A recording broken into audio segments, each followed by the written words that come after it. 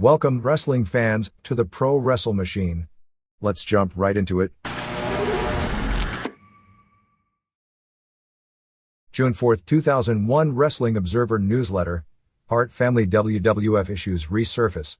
More by Dave Meltzer.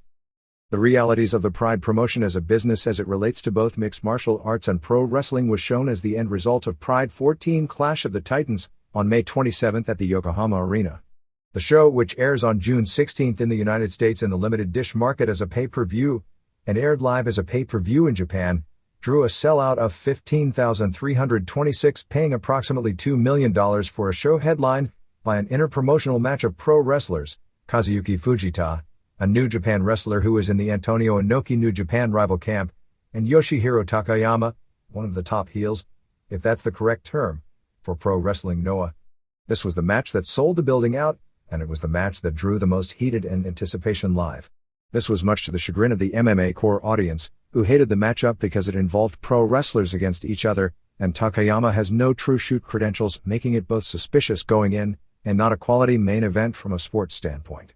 As it turned out, the match was very exciting and very brutal, as expected for Takayama, but what it was, whether work or shoot, seems open to a lot of interpretation, although most reports we got thought it was a shoot and people looking closely found no holes, which is exceedingly difficult, perhaps impossible if you're talking guys of the caliber of these two, in a match going as long as this one did. The gate and crowd reaction to the match contradicted, from a business standpoint, the perspective of this match both from an MMA and pure sports standpoint. It accomplished what a main event on the marquee is supposed to do. We'll reserve judgment until seeing the videotape, although Fujita, New Japan's IWGP champion, did win the match via referee stoppage at 2:18 of the second round. What made this match even more strange is that MMA is now having betting lines placed on the matches, which meant at the MVP Sportsbook, people were actually betting on the result of a match between two pro wrestlers. The odds naturally greatly favoring Fujita, who holds shoot wins over Mark Kerr and Ken Shamrock, while Takayama's only high-level shoot experience was a very quick destruction at the hands of Kimo some 5 years ago. And just mentioning the name Kimo tells you what another lifetime ago that is. The dichotomy is that the pure MMA fans hated the main event, but at the show, it was clear the casual audience, which you need to draw on pay-per-view in Japan and sell out a major arena, didn't care about most of the undercard going in, which featured some strong matchups between top-level fighters, most of which delivered. As mentioned many times, those in the MMA world need to understand sports as business, and Pride is both part of MMA and pro wrestling, and that isn't always pure, but if it is successful, it can keep going at a high level. The ability to see matches like Vitor Belfort versus Heath Herring, that have no box office in Japan, but insiders love, is because they put two guys in a main event that can generate mainstream interest. Of course, in the US, marketing something like this is completely different. There are no big-name pro wrestlers who are going to test themselves in a shoot, nor would the WWF ever allow it. Nor should they, as we've already seen the disaster of Brawl for All. This can be marketed strongly to wrestling fans in Japan because of the appearance of name pro wrestlers, and fans understand the style and care about winning and losing because Japanese pro wrestling has always been sold as something largely sport-like. Virtually all reports indicated the show was a big success, with the usual surprises, upsets, and even a questionable decision thrown in. There was less pro wrestling content of the show itself, although a sometimes pro wrestler, Daijiro Matsui, who started out with Kingdom Pro Wrestling work shoot style, then was with Pride, and of late has worked with Battle Arts, once again scored a major upset beating the heavily favored Jose Pele Landi of Brazil, a lighter weight legend of sorts who UFC was considering as one of its two fighters to create a 185-pound championship until he took this fight instead. Matsui won a unanimous decision in a match which had a lot of pro wrestling content including attempted piledrivers, slamming Pele's head into the turnbuckles and even a flying dropkick, easily sidestepped of course. There is a certain pro wrestler pride that if hard to understand among those in MMA or among Americans for that matter, where even though the match itself is real, to entertain the fans is still very important. Real or not, if the show is boring, people won't like it. Since Pride draws such a high percentage of fans to see the pro wrestlers, they pop biggest when the pro wrestlers attempt to do pro wrestling moves, and for the Japanese wrestlers, who are trained as legitimate athletes as opposed to being trained, there is a certain importance about representing their sport and legitimizing some often illegitimate moves in reality combat. That's why, for example, Kazushi Sakuraba always likes to pull a few wrestling spots in every match if possible, and why he's so popular, although his wins in the ring are far more a reason than his showboating in the course of his wins. It was announced the next Pride show would be July 29 back at the Saitama Super Arena, headlined by the Wanderlei Silva vs Sakuraba rematch, which is a huge money matchup, but maybe rushing Sakuraba back too early since he spent a few weeks in the hospital after the last fight. Sakuraba came out for an interview after intermission, as did Antonio Inoki.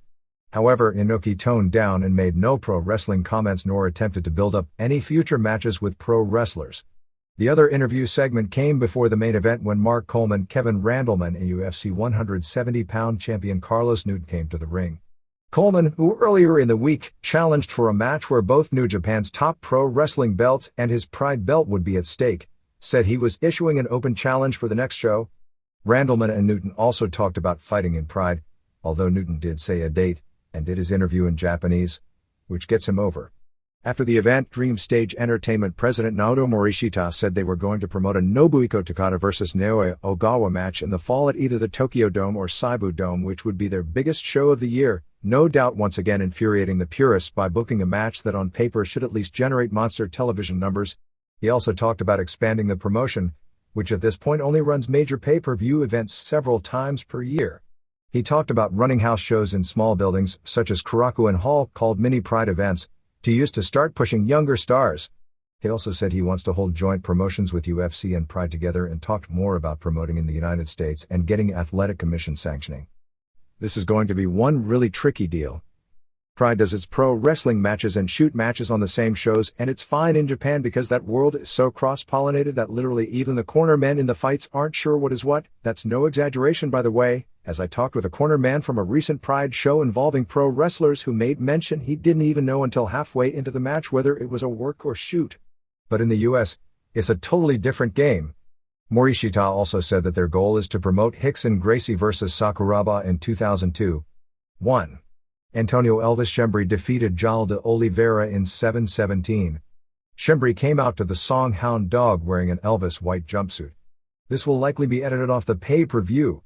De Oliveira came out dressed as a firefighter with a fire extinguisher, which was a spoof that got the audience pumped because in his last Pride fight, he got burned badly by the pyro before the match and had to be hospitalized. Schembri, a submission master who had never fought under these rules, got a takedown about 2 minutes in. De Oliveira, a veteran of Vale Tudo, but giving up size, went for a knee bar at one point, but Schembri escaped. Schembri scored a takedown, got a side mount, threw some punches from that position that weren't appearing to be effective, but managed to hook the armbar. Said to not be very good because so much of the fight saw Schembri on top keeping his position. 2. Daijiro Matsui, Shunsuke Matsui, won a unanimous decision over Pele Jose Landi, after 3 rounds 10, 5 and 5 minutes in a huge upset, as Matsui was a guy who has lost to every name opponent he's faced, and his main claim to fame is he's willing to take a pounding and isn't finished off easily. Pele was the huge favorite, a great Brazilian all-around fighter, who was likely giving away a little in size. Matsui was said to have been competitive in all 3 rounds, plus Landi got a yellow card for an elbow to the spine, although some said the decision was very close. Match had the natural drama since Sakuraba was in Matsui's corner, and Silva was in Landi's. Good early exchanges. Pele got an armbar from the bottom and Matsui actually broke it with a power bomb-like pickup and drop. Pele was on Matsui's back and Matsui ran backwards, squashing Pele against the turnbuckles. People went nuts for the pro wrestling spot. He then did it a second time and slammed Pele. Pele got the yellow for the illegal elbow. It was so devastating they stopped the match, giving Matsui time to recover. Matsui tried a dropkick, which of course missed. Pele nailed him with punches, but Matsui slammed Pele and started striking, with punches and knees to the face. He slammed Pele's head twice on the mat and stomped him. Second round saw them exchange kicks with Matsui going down. Pele tried a flying double foot stomp, but it was blocked. Pele got in some hard strikes before being taken down, and Matsui was pounding on him. Crowd going nuts at this point, sensing the upset.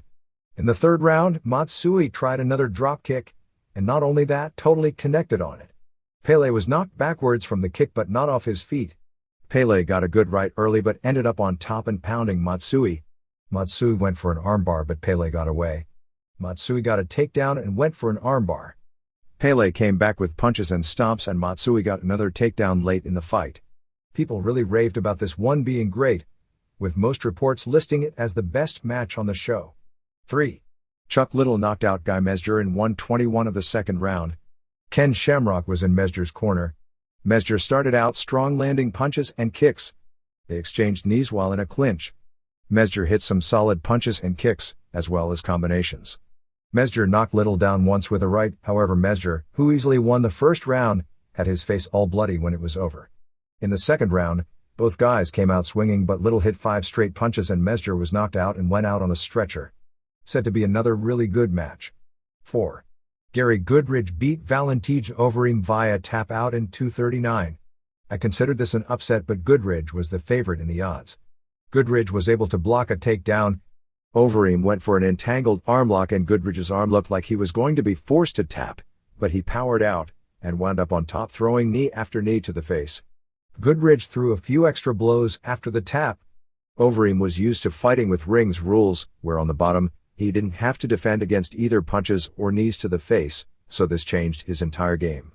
Overeem claimed in an interview he freaked out because Goodridge had a finger in his eye and that's why he tapped so quickly. 5. Vitor Belfort won a unanimous decision over Heath Herring.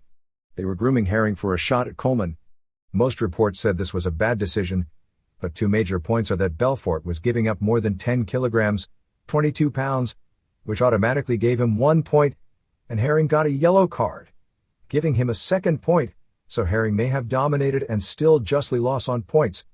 Because Belfort was giving up so much weight, he had the option to ban kicking and knees on the ground, which he did. Belfort threw very few punches during this match. Belfort, who is very underrated as far as his wrestling goes, took the larger Herring down and nearly got a guillotine. Herring got Belfort's back and landed punches to the head and body. Belfort reversed and got a mount. Herring gave him his back, but then escaped. Herring got Belfort's back again before the round ended. In the second round, as Belfort was trying to throw Herring down, Herring grabbed the ropes, blocking the throw, but getting a yellow card. Herring took him down and mounted him, then let him up as Belfort seemed tired, to trade. Herring took him down again as the round ended. Third round saw Herring start throwing kicks, but Belfort again took him down and started kneeing him. Herring reversed and started punching and the fight ended. People were surprised by the decision, but not overly mad about it. 6. Dan Henderson beat Akira Shoji at 3:10 of the third round. When they started showing Shoji's highlights instead of showing his Pride fights, they showed some pro wrestling clips of him involved in an Ogawa Choshu pull-apart and a Misawa Ogawa pull-apart. Fans laughed about this. Shoji got the early edge. Henderson came back with some punches. Good action. Most of the round saw Henderson on top with Shoji holding guard, but Shoji got a kick to the face at the end of the round. Henderson dominated the second round with punches and was on top in the guard. After a stand-up, Shoji went for a takedown but Henderson reversed and got a mount. Henderson attempted an entangled armlock and landed some punches, but nothing damaging. Third round saw Henderson take Shoji down again. Henderson started dominating, throwing knees before the ref stopped it. Slow in some points, but people were raving about it. The feeling was Shoji had taken the fight way too soon after having his appendix removed and wasn't in his best shape and got tired much faster than usual. The finishing knees were said to be brutal. 7. Wanderlei Silva destroyed Shungo Oyama in 12 to 15 seconds. Oyama got a huge pop coming out as the guy to avenge Sakuraba's loss for Japan. He landed a strong punch early and the place went nuts, but Silva responded and punched the hell out of him before it was stopped. A lot of reports felt the stoppage was premature as Oyama was retreating but had not been hurt seriously at all. The quick stoppage saw fans throwing garbage when it was over, as if somehow the hype for Oyama was a clear fraud and he was raw meat being thrown to a hungry lion to make Silva more of a monster for the Sakuraba rematch. Silva was over as a huge heel. 8. Igor Vovchankin beat Gilbert Yvel in 152. The expected stand-up war with the two best heavyweight stand-up fighters in MMA never materialized. Yvel went for a knee early, but Vovchankin took him down. As usual, Yvel's inability to block a takedown and get off his back destroyed his and the fight's chances. As Yvel went to escape, Vovchankin got a choke from behind for the tap out. Yvel grabbed the mic afterwards and basically apologized for his lapse and asked for a rematch. Vovchankin sort of agreed to it. 9. Fujita beat Takayama in 2:18 of the second round. Said to be the most brutal and violent match on the show. The crowd was totally behind Takayama as the underdog. Match had super heat and Takayama did well considering he's been very sick of late. If in fact that's a true story, everyone says it is and it probably is, but this is pro wrestling and they needed to protect him as a Noah headliner in the advent of a bad loss. Fujita had Yoshiki Takahashi, Kengo Watanabe and Brian Johnston in his corner. Takayama had Hiromitsu Kanehara and Shigeo Miyato, so it came across almost like a Pancrase plus New Japan versus old UWF ideal. Inoki and Yuji Nagata were also at ringside, Nagata scouting for his IWGP title match. Fujita got a quick takedown. Fujita allowed him to get up and landed some punches, Takayama landed some knees. Neither had any strong defense standing, which made the exchanges exciting. Fujita got him down and threw knees to the hold while holding a front face. Takayama escaped, but Fujita took him down and threw some knees to the face again. Fujita got him out and started punching at the end of the round. Fujita scored some more punches early and took him down 3 more knees, and then used either a shoulder lock or a side headlock choke. Takayama didn't tap, but was about to pass out when the ref stopped it. Fujita and Nagata then did a stare down to build for their IWGP title match on June 6 at Budokan Hall. The complicated mess that involves the Hart family and the WWF, which seemingly was over from a public standpoint when the WWF agreed to an $18 million settlement in the wrongful death claim in the Owen Hart case, reared its ugly head this past week. Ugly was the word, with the family ripped apart, combined with television booking that appeared either strangely vindictive or subtly manipulative when Raw for the first time ever came to a sold-out Calgary Saddledome before one of the hottest crowds in a long time on May 28. The show, to a casual viewer unaware of the backstage politics, seemed to be built along the idea that they would tease the fantasy confrontation between Vince McMahon and Bret Hart throughout the show, particularly once the main event started, with references throughout the show that something strange was about to happen. Several members of the Hart family were at ringside, including Stu, announced very early in the show. There were frequent references to Bret during the show, which isn't exactly a regular occurrence on Raw, including a film clip of the 1993 angle where Jerry Lawler laid him out after the first King of the Ring pay-per-view, and a main event scripted to reprise the famous Montreal match, even building to a sharpshooter spot which got the biggest pop of anything on the show. It was either vindictive booking based on all the problems with McMahon and Bret, which wouldn't be a first as this has taken place on a regular basis dating back to the falling out between the two in late 1997, or simply using the tease of Bret Hart doing a run-in as something to keep fans hooked or even build ratings for that elusive confrontation some fans have been waiting for years to see. But Bret Hart wasn't there. Locally, the Calgary media picked up on the story. Stu appearing perplexed many who are aware of the story locally, where Owen Hart is a favorite son, and the lawsuit was a huge mainstream news story for more than a year, unlike in the US where it was simply something forgotten 2 weeks after the death. It appeared strange to some that members of the family would appear on WWF television, but to those who have followed things closely, none of this was strange, nor even surprising. The large family has never been close-knit, even with the famous Sunday dinners tradition. After the death of Owen, it was split into factions that have only widened with time. There was Ellie, the wife of Jim Neidhart, although her relationship between the two has been on again and off again, more off again, for years, and Diana, former wife of Davey Boy Smith, both of whom literally days if not sooner after Owen's death, immediately sided with Vince McMahon. McMahon had the power to hire Neidhart, who wasn't working steadily at the time, and McMahon had yet to finalize the deal, but had been in negotiations to hire Smith, who had been fired earlier by WCW. McMahon immediately hired Neidhart for, of all things, a role as a trainer, being that Neidhart wasn't exactly known for his discipline, a job Neidhart was eventually fired from just before the settlement was finalized. McMahon hired Smith, who turned out to be a disaster and an embarrassment for the company, but the company gave him chance after battling drug problems, not staying in rehab and marriage problems before finally washing their hands of him. Also at about the time the lawsuit was settled.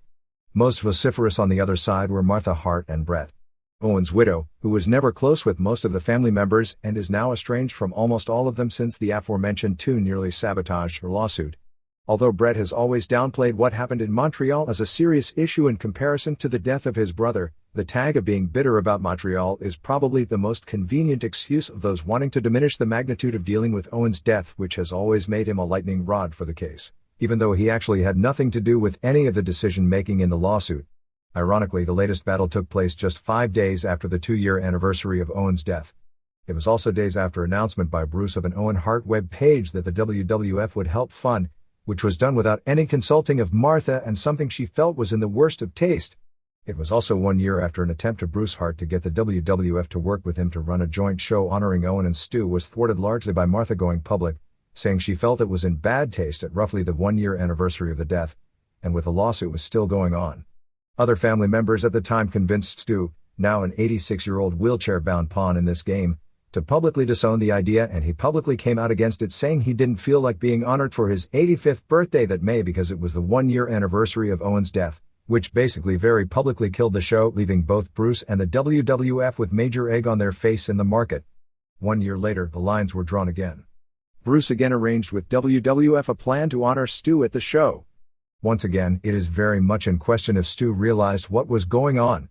At the same time, with Canadian business, like the rest of North America, starting to falter, Carl DeMarco, president of WWF Canada, who actually got his job originally through his business relationship with Bret, had opened up the lines of communication with Bret months back. DeMarco invited him to attend the show, trying, as he has for some time, to talk him into coming back to the WWF and wanting to be, as he's tried and failed on many occasions over the years, to be a sort of liaison for Bret and Vince McMahon to meet and end their hostilities and build an angle for a pay-per-view match. As is often the case, the famed obsession, this time clearly McMahon's, with the Montreal match, served to destroy whatever plan DeMarco thought he could pull off. It became a media battle once again in Calgary. In the Calgary Sun, where Martha has largely come across as the grieved widow and the city's ultimate babyface, getting the largest wrongful death settlement of the entire year in the United States against a company that has a pretty strong track record in court on a case that her own family ended up being her worst enemies in, but donating much of her share to starting a foundation to help the underprivileged in Calgary. But she was hardly a babyface to many within the family, who she was strongly critical of in media interview after media interview, and said for the most part she was not going to have anything to do with. Through most accounts, Stu, who appeared totally out of it at the show and has a heart problem, and was the PR pawn in all of this, agreed to attend the show largely because his wife Helen, who had attempted to be neutral as her family fell apart around her, felt if it would help Bruce get a job or make a business deal with McMahon, at his age, maybe he should help him out. According to sources close to the family, it was a decision that at the last minute, she felt she may have made a mistake on. Many watching at home were shocked that McMahon would reprise the Survivor Series finish, using Benoit in the Bret Hart role and Austin in the Shawn Michaels role, with Vince playing himself, in front of Bret's family in his hometown. But they didn't understand the politics of the family members represented at the show, which were Stu, 2 sons, Bruce and Smith, and 2 daughters, Ellie and Diana, and children of the 3 of the 4, all except Stu were probably overjoyed at the digs throughout the show at their brother. There have been bitter words exchanged on both sides since Owen's death, particularly after Ellie faxed a document she found in Stu's house to McMahon's lead attorney, Jerry McDevitt, that Martha's lawyers were circulating, and probably shouldn't have done. Just 2 days before Raw, Ellie left a message on Bret's phone, as the two haven't been on speaking terms since she sent the document, screaming about getting over Montreal and saying, "I hope you die." The document is generally considered something that forced the out-of-court settlement. The fact it was still settled for such a high amount indicates the other factor in forcing the settlement is potential damaging information regarding the case that would have gone public in a trial, which is now sealed. And apparently, with all that has been written about Hart's death, the actual malfunction and reason for it is known, but is sealed forever, due to the very controversial nature of having only the members of the family that supported Martha's case, in the event of the death of Stu and Helen, share in the eventual award. That could be construed as tantamount to practically witness bribery in exchange for testimony of those family members, now with a promise of a monetary gain.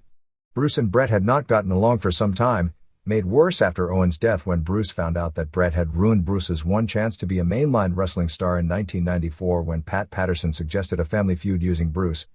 But Bret nixed it, feeling Bruce wasn't a strong enough worker to pull the feud off, and instead suggested giving the spot to Owen, who the higher-ups in the WWF didn't have confidence in for what would be one of the lead heel roles and at one point the lead heel role in the company. As it turned out, the program Bruce didn't get was the program that took Owen out of a floundering career as an undersized technically good prelim wrestler and made him into a major star, a status he kept for the most part in the company for the next several years. There were nasty letters back and forth. Bruce, who started Owen's career as his booker and groomed him to be the local top star in Calgary almost from day one of his career, and he became the first Stampede wrestler to draw major attention in the United States, felt shunned when Martha chose Bret to deliver the eulogy at the funeral. He stormed out of the premiere of the Owen Hart movie with his family midway through it when the line was uttered in narration, "If Owen was a star, then his brother Bret was a superstar." Nevertheless, Bret noted that Bruce and Ross, as noted in quotes publicly after Owen's death, were highly critical of the WWF, both for keeping the show going after the death, the exploitive nature of parts of the television show the next night, and airing footage from the funeral on Raw the following week after being asked by the family not to. Ross remained neutral throughout the lawsuit, but Bruce, the more he got back into a failing wrestling business, the more he sought McMahon's approval. There seemed to be another purpose for the match. Seemingly the primary goal, besides the scene of Austin tapping to Jericho, seemed to be to attempt to get Earl Hebner over as a babyface referee in Canada. It went so far that they did old-time ring introductions to give the match a flavor like it was something out of the past, which it was. Howard Finkel was made ring announcer for this match ahead of the often criticized Lillian Garcia. For the first time in a WWF match that didn't involve a celebrity official probably dating back 10 years, if not more, the referee was announced, drawing huge boos from a crowd that remembered Hebner primarily for his role in Wrestling with Shadows. Hebner's actions in the Montreal match, where he swore on his kids' lives to Bret. There's that saying again, that he wouldn't fast count him, and by a technicality, he fast submissioned him for those trying to split hairs to somehow defend that statement, were quickly forgotten in the United States.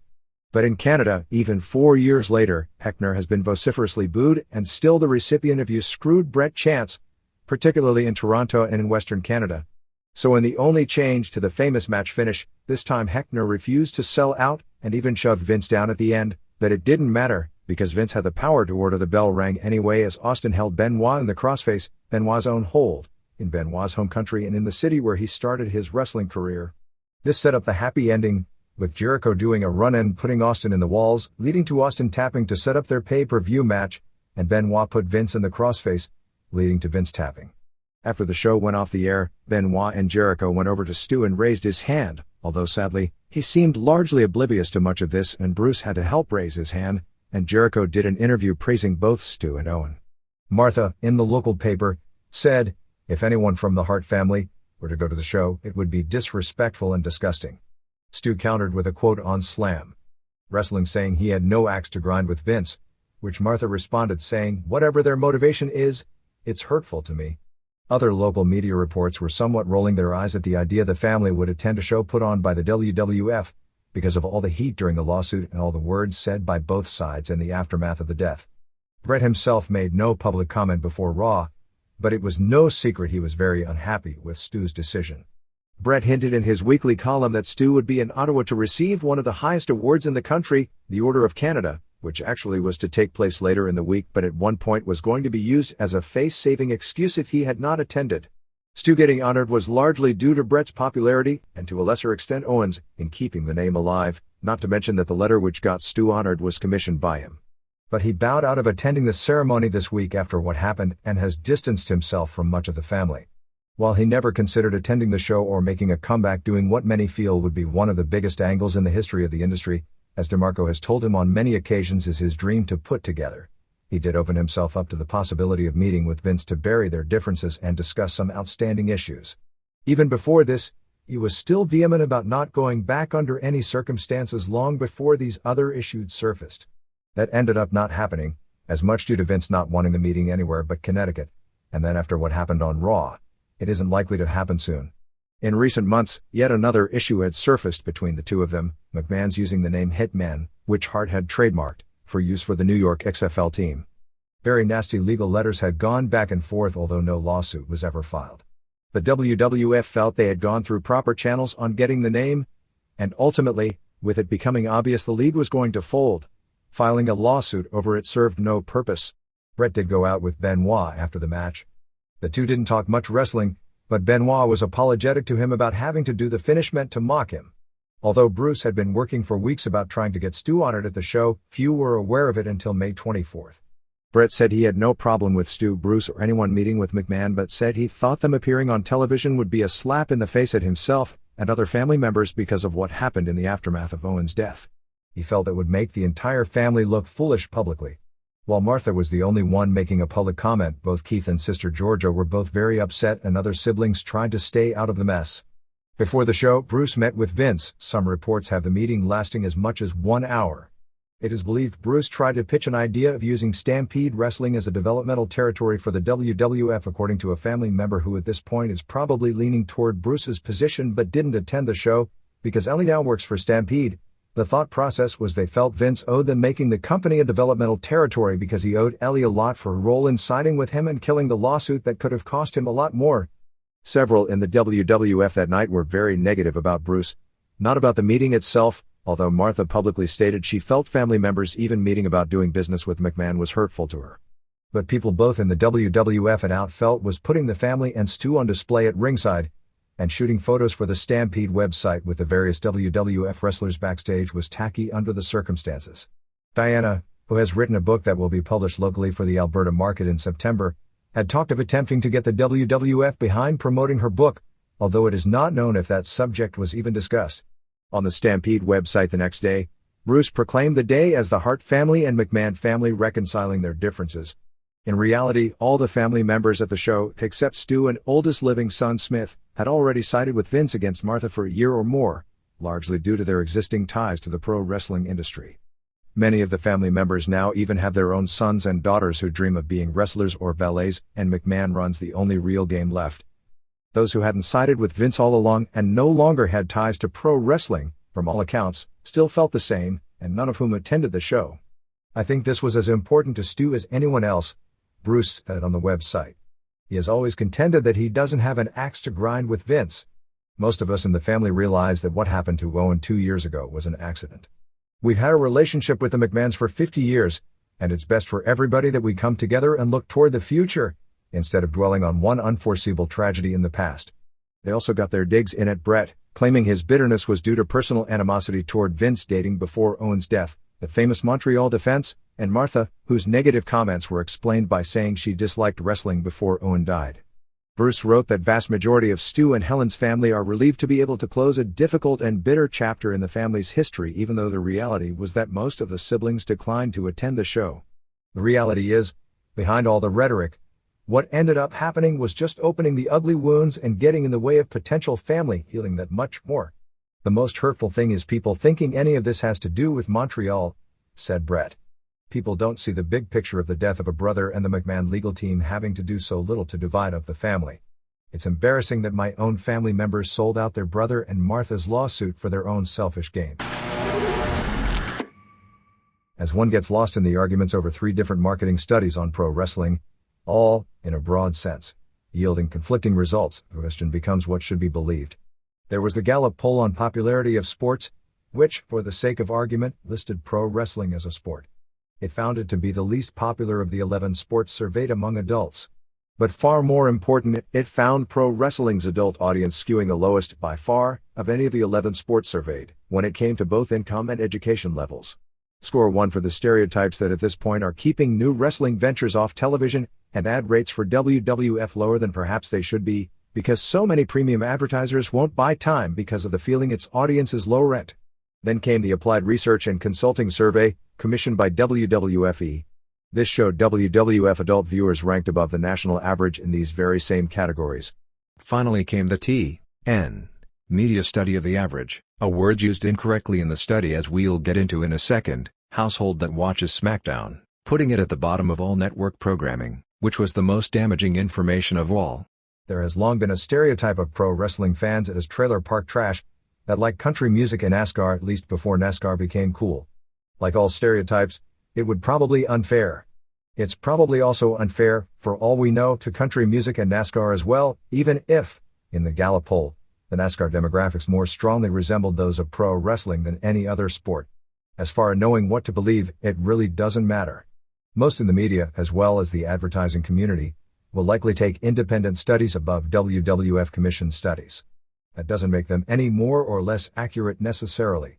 The ARC study, which randomly digit-dialed telephone numbers and only accepted people between the ages of 12 and 54 who called themselves viewers of WWF television, done from November through the end of March, found the average household income of those viewers was $50,735 per year. That is well ahead of the national average of $40,816.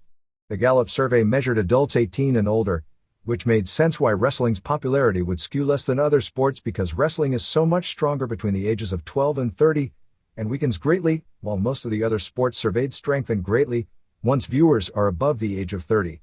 TN Media, on the other hand, found the average household that watches SmackDown as earning between $30,000 and $40,000 per year, putting it at the bottom of the rankings of all weekly programming on the 6 networks. Based on its study, Looking at the average viewer of network television, which would basically constitute everyone in the country, one would think their figure per network wound up in the $55,000 range. Why such discrepancies? There is no easy answer, other than, it probably pays to not take any survey without a grain of salt. Sure, technically the T.N. media study was not the average, but the mean. In other words, in the T.N. study, it used the number at what figure do half the viewers of the show earn more and half earn less. This is a more accurate way of profiling an average viewer than the average itself, because the average is skewed by the fact that the super rich people in our culture earn such a disproportionate amount of income that they ridiculously sway the average. The ARC study was the average, which theoretically should be higher. However, why the ARC national average per household was lower than the T.N. media study mean household income makes zero sense. Nor does the fact that the Gallup study showed wrestling fans skewed weaker the more education the person had, while the ARC survey showed 30% of adults that watch WWF programming have 4-year college degrees, which is above the national average of 20%, and that 64% of WWF adult viewers have attended some college as compared to the national average of 48%. In addition, the ARC study showed the average value of the home of a WWF family is 25% higher than the national average. It also showed that 77% have internet access, including, not surprisingly, 90% of the WWF viewers between the ages of 12 and 17, as opposed to 60% of the general publication. These figures make total sense for a variety of reasons.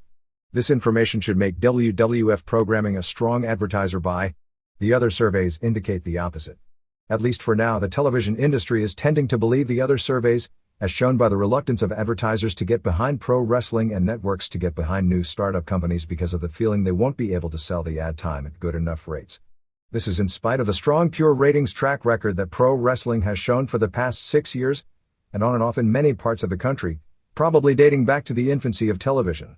Even today, with ratings declining, the numbers in every time slot for WWF except for Heat are far above what the station would be expected to deliver with other programming in that slot. ARC is continuing to research WWF, including information on what types of entertainment WWF fans prefer. They have already researched what aspect of WWF programming that the audience says it most and least enjoys, but that information has not yet been released. A total unscientific survey on our website indicates the biggest crossover audience among pro wrestling fans with other forms of entertainment is sports, and the weakest is reality television. But the sports interest among the wrestling audience, one would think, isn't as big as it probably would have been several years ago, but that's nothing anyone can prove with numbers. There was a time when bringing a top athlete from another sport into pro wrestling meant big box office. But the days of talking about someone's college football background to give them legitimacy, which clearly meant a lot in the 80s, which wrestling drew largely from an audience interested in other sports, means little now. So when it all boils down, what does this all mean aside from the obvious? The more well-read a consumer is, the more likely that consumer will be totally confused. Wrestling detractors have their evidence. Wrestling fans have their evidence. Both sides are going to believe what they want to believe. And I'm not sure anyone truly knows that much more than they did before any of these studies came out. There have been some bad articles on wrestling, and for that matter, on every subject, but every now and then one comes across that is so noteworthy that it may never be topped. Case in point is this article by Montreal sports reporter Pat Hickey in Feature Magazine in Canada, which is the promotional publication of the movie networks, as a previewed King of the Ring. There will be a new champion crowned at this year's King of the Ring. The 8-man elimination tournament is one of the World Wrestling Federation's most popular pay-per-view shows. Last year, The Rock slammed his way to the title with 3 convincing wins, but you can expect such WWF stalwarts as Stone Cold Steve Austin, Triple H, and The Undertaker to play the prominent roles in this year's show, June 24th, at East Rutherford, New Jersey. The Rock? He's a victim of his own popularity. The official word from WWF headquarters in Stamford, Connecticut, is that The Rock, whose real name is Chris Jericho, has been suspended. The WWF, which surpasses the best soap operas for creating outrageous situations and larger-than-life heroes and cads, has pitted The Rock against WWF boss man Vince McMahon. As we all know, the boss isn't always right, but he's always the boss. But the real reason for The Rock's vacation is that he's taking care of business. Jericho considers himself an entertainer, and he has branched out in recent years. His credits include an autobiography that appeared on the New York Times bestseller list and a CD that was less successful. He has also made his mark in Hollywood with a feature role in The Mummy 2, which is expected to be a box office hit this summer. Jericho declined an invitation to defend his King of the Ring title because he's being paid $45 million US for another regal role as the Scorpion King in the film of the same name. The Rock did stick around long enough to break down the walls for the WWF Fanatic series, available on pay-per-view to Bell Express VU subscribers. Because of Memorial Day weekend, ratings for this past weekend are unavailable at press time. SmackDown on May 24th did a 3.9 rating, 4.5 realistic number, and 7 share to finish in its usual 4th place slot. The number for this show had to be a huge disappointment for several reasons. They hotshotted TLC, something usually saved for pay-per-view. They were coming off a very good Raw with an excellent main event which truly did elevate new talent. Far more importantly, one would think from a rating standpoint, is there was no competition to explain the number. SmackDown was consistently doing in the mid to high 4s until CBS put Survivor on, which also made CSI into an even bigger hit, and made Thursday the toughest night of the week. SmackDown immediately fell to 4.0 to 4.5 level. But with Survivor gone and Friends 8.0 and CSI 9.2, and most of the major network competition in reruns, plus Millionaire not even airing, it was one of the easiest Thursdays of the year. The May 21st Raw ended up doing a 4.24 rating, 4.03 first hour, 4.41 second hour, and a 6.0 share. It was the lowest Raw rating in the regular slot on a non-holiday night dating back to 1998. The total wrestling audience fell to about 5.5 million viewers. The Benoit and Jericho vs. Austin and Triple H match did a 4.53 rating, which is very weak for a Raw main, but can't be considered a surprise or used as evidence of anything since the program is first kicking off and Benoit and Jericho had no momentum at all building when the program started. It ended up being the second highest segment of the show, trailing the Angle Metal Celebration, which did a 4.86. The show grew from the start decently well through the Angle segment. It derailed, losing about 672,000 viewers during the Dudleys vs. Hollies match, 4.34, and another 280,000 for Edge and Christian vs. Guerrero and Jeff Hardy, 4.12. A hidden strong point was the Matt vs. X-Pac match, which added 490,000 viewers and was the second most watched match on the show, 4.48. The Galavision Lucha Libre block, which is now the only national prime-time wrestling alternative, has seen a notable ratings increase since the death of WCW and the audience falling for WWF. The May 22nd show drew a 2.5 Hispanic rating, its best number of the year, plus a 3.6 in the male 18 to 34 target demo. IATA poll results. Results of the daily poll on the IATA.com website. New questions will be up every day at approximately 3 p.m. Eastern Time, with the results being announced at the start of the Wrestling Observer Live internet audio show the following day. What did you think of Raw, May 21st? A. Excellent 60.4%. B. Good 13.9%. C. Average 2.7%. D. Bad or awful 2.4%. E. Didn't see the show 20.7%. What was the best WWF match this year? A. Chris Benoit vs. Chris Jericho ladder match 29.5%. B. Steve Austin vs. Triple H February 3rd falls 8.8%. C. Chris Benoit vs. Kurt Angle WrestleMania 17.0%. D. Benoit and Jericho vs. Triple H and Austin 28.9%. E. TLC match from SmackDown 15.7%. For back issues of The Observer, the Wrestling Observer Index lists almost every issue in our history going back more than 17 years with the major headlines by the week. Besides as a guide for ordering back issues, the index is also a great way to keep a catalog of past issues and use for historical purposes. It is available for $15 from Grandswarich, 151 Hart Avenue, Peterborough, Ontario K9J5C5 Canada. For those with an index, the 2000 update can be purchased for $5 or free to anyone with a $20 back issue order if you indicate you want the supplement. All new orders are updated with every issue of The Observer from 1982 through the end of 2000. Virtually every back issue from 1982-90 is available from him at prices listed plus $5 for postage for overseas orders. Most issues from 1992 present are available from us at $4 per issue. If you are ordering back issues from us, please denote back issues on the envelope to ensure the quickest response. All payments to Grant or to us must be made in U.S. funds. We are also working with Powerbomb Publishing, www.powerbomb.com, to have reissues of some of the most popular Wrestling Observer publications of the past, We have the 200-page book tributes, featuring life stories on Andre the Giant Bruiser Brody, Junkyard Dog Brian Pillman, Louis Piccoli, Dick the Bruiser, Buddy Rogers, Kerry Von Erich, Fritz Von Erich, Boris Malenko, Art Barr, Eddie Gilbert, John Studd, Ray Stevens, Dick Murdoch, Jerry Graham and others for $25. We have 1987, 1988, 1989 and 1990 Observer yearbooks for $15. We have 1983, 1984, and 1986 Observer yearbooks for $12. We also have the 1986 Wrestling Observer's Who's Who in Wrestling book for $20. For each order, add $4 for postage and handling within North America, $6 for surface mail worldwide or $14 for airmail overseas. If you are ordering more than one book, you only need to add $1 extra postage per additional book. All payments should be made to Powerbomb at P.O. Box 1523, Harborough, North Carolina 27510.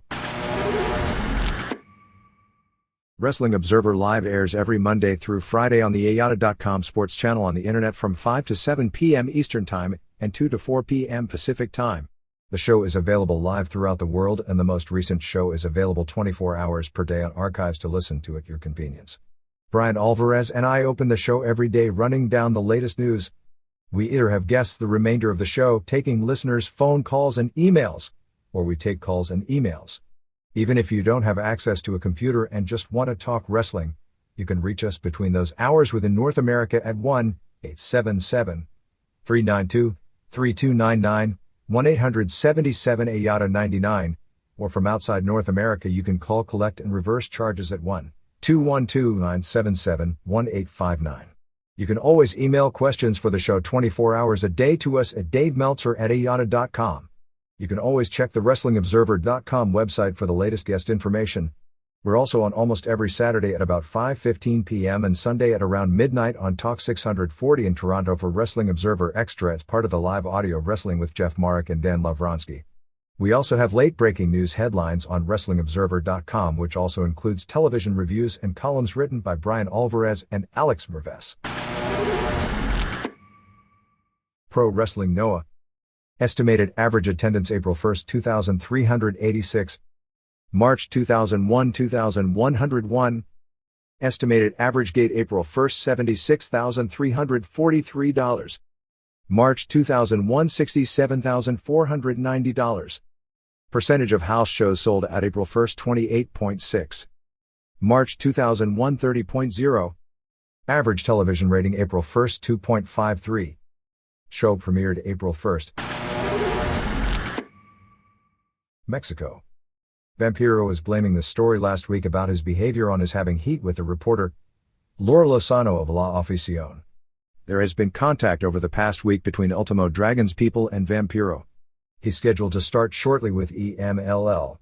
Conan is interested in going to EMLL to work with or against him after his Time Warner deal expires, but as of right now Paco Alonso hasn't agreed to take him back. Still bad blood from the AAA/EMLL early war in the early 90s where Conan, who was one of Alonso's big stars, left with Antonio Pena and took much of his best talent with him to create AAA. Conan and Pena also left on bad terms when he formed Promo Azteca, which ended up failing, and ended up in WCW. Triple Mania took place on May 24 in Acapulco before 10,000 fans. This was part of a festival, so the size of the crowd wasn't drawn entirely by the wrestling show. Main event saw Pirata Morgan lose a three-way dog collar match to lose his hair, which involved Cobarde and Sangre Chicana. Cobarde was the first man to touch all four corners, so I guess he won, but in AAA, they don't have winners in some 3 ways or 4 ways, just losers. Latin Lover won the Triple Mania Cup in a 4-way over Heavy Metal, Pero Aguayo Jr., and Hector Garza in a match where they did have a winner. Los Vipers beat Los Vados Locos to keep the Mexican National Atomic Osh 4-man team title. AAA went to Tijuana for the weekly Auditorio show the next night, doing a 3-way with Lover over Aguayo Jr. and Garza via DQ on top. The June 1st Tijuana show has a loaded lineup with Nicho and Santo vs. Juventud Guerrera and Negro Casas as the main event, plus Scorpio Jr. and Bestia Salvaje and Emilio Charles Jr. from Arena, Mexico take on locals Halloween and Rey Mysterio and Damian in a Mexico City vs. Tijuana match, and EMLL's top singles feud with Ultimo Guerrero vs. El Satanico, plus Ricky Marvin works the undercard. May 25th Arena Mexico show saw the return of the dreaded Masked Man in Black who interfered, helping Rudos Universo 2000 and Scorpio Jr. and Emilio Charles Jr. to beat Rayo de Jalisco and Rayo de Jalisco Jr. and Negro Casas when Universo pinned Papa Rayo. Also, in a match right out of the late 80s UO Glory days, Blue Panther, working with a broken hand, and El Signo and Black Warrior, well, he doesn't exactly fit into that time period, beat all three villanos in 2 straight falls with much of the emphasis put on the Signo vs. B3 feud from the 80s. June 1st has the new Rayo Jr. vs. Universo 2000 in a non-stip singles main event, so after 4 weeks, the third generation Rayo is in the main event against the champ. Also Villanos vs. Signo and Panther and Warrior again. Ricky Marvin, in his first main event ever at Arena Coliseo on May 27th, beat Americo Roca in their hair versus hair match. The dusty finish came to Naucalpan on May 27th. Ultimo Vampiro was defending the IWRG middleweight title against Mega. You know the drill. Nozawa interfered and gave Vampiro a low blow and Mega scored the pin. The ref counted 3. Then the commissioner saw the infraction and during the celebration, reversed the decision.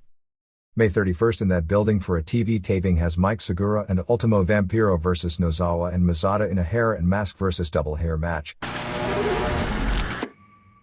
Puerto Rico. IWA changed both its singles and tag titles on May 27th in Guaynabo. D'Lo Brown and Shane Sewell, won the tag team titles in a 3-way over Victor the Bodyguard, Victor Rodriguez, and Chiquistar and Los Boricuas, Miguel Perez and Huracan Castillo Jr., when Hombre Dinamita, Savio Vega, interfered and gave Star a thrust kick. However, Brown and Shane got the pin before Los Boricuas.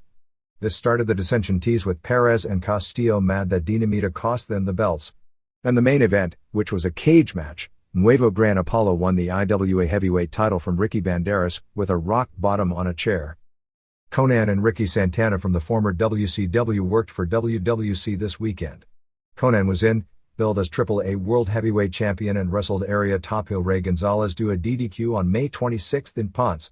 Conan went to a double countout with one-man gang the night before in Manatee before about 400 fans. On the big show of the weekend, which was May 27th in Carolina, Puerto Rico before about 3,500 fans, Conan pinned Fidel Sierra to keep his title when Invader I hit Sierra with Fantasy's purse.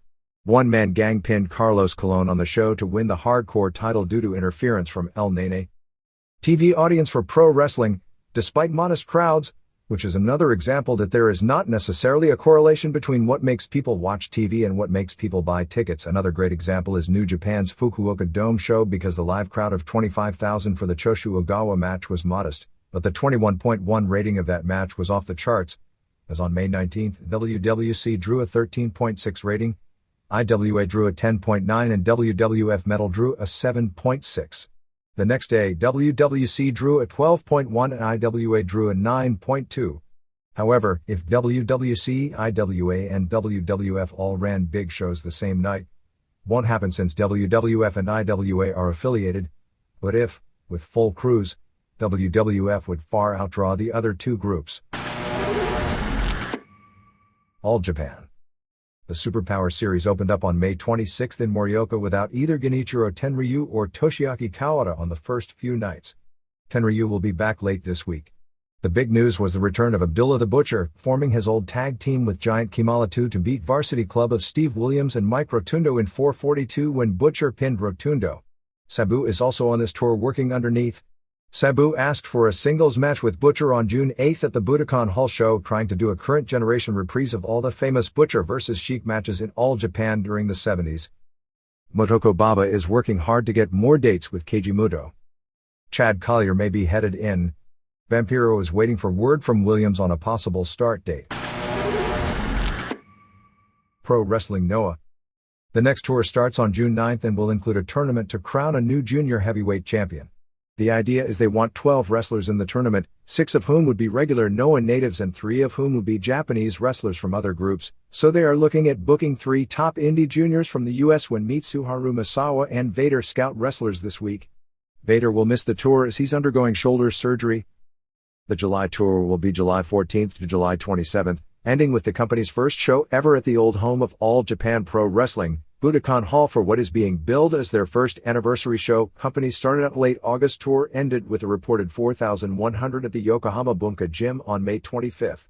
This was a case where they had a semi-big show and no idea of a lineup, as they went with Jun Akiyama over Takeshi Morishima in 1734 with the guillotine choke as the main event. Just the fact they used Morishima as a single in the main event shows just how little they have ready.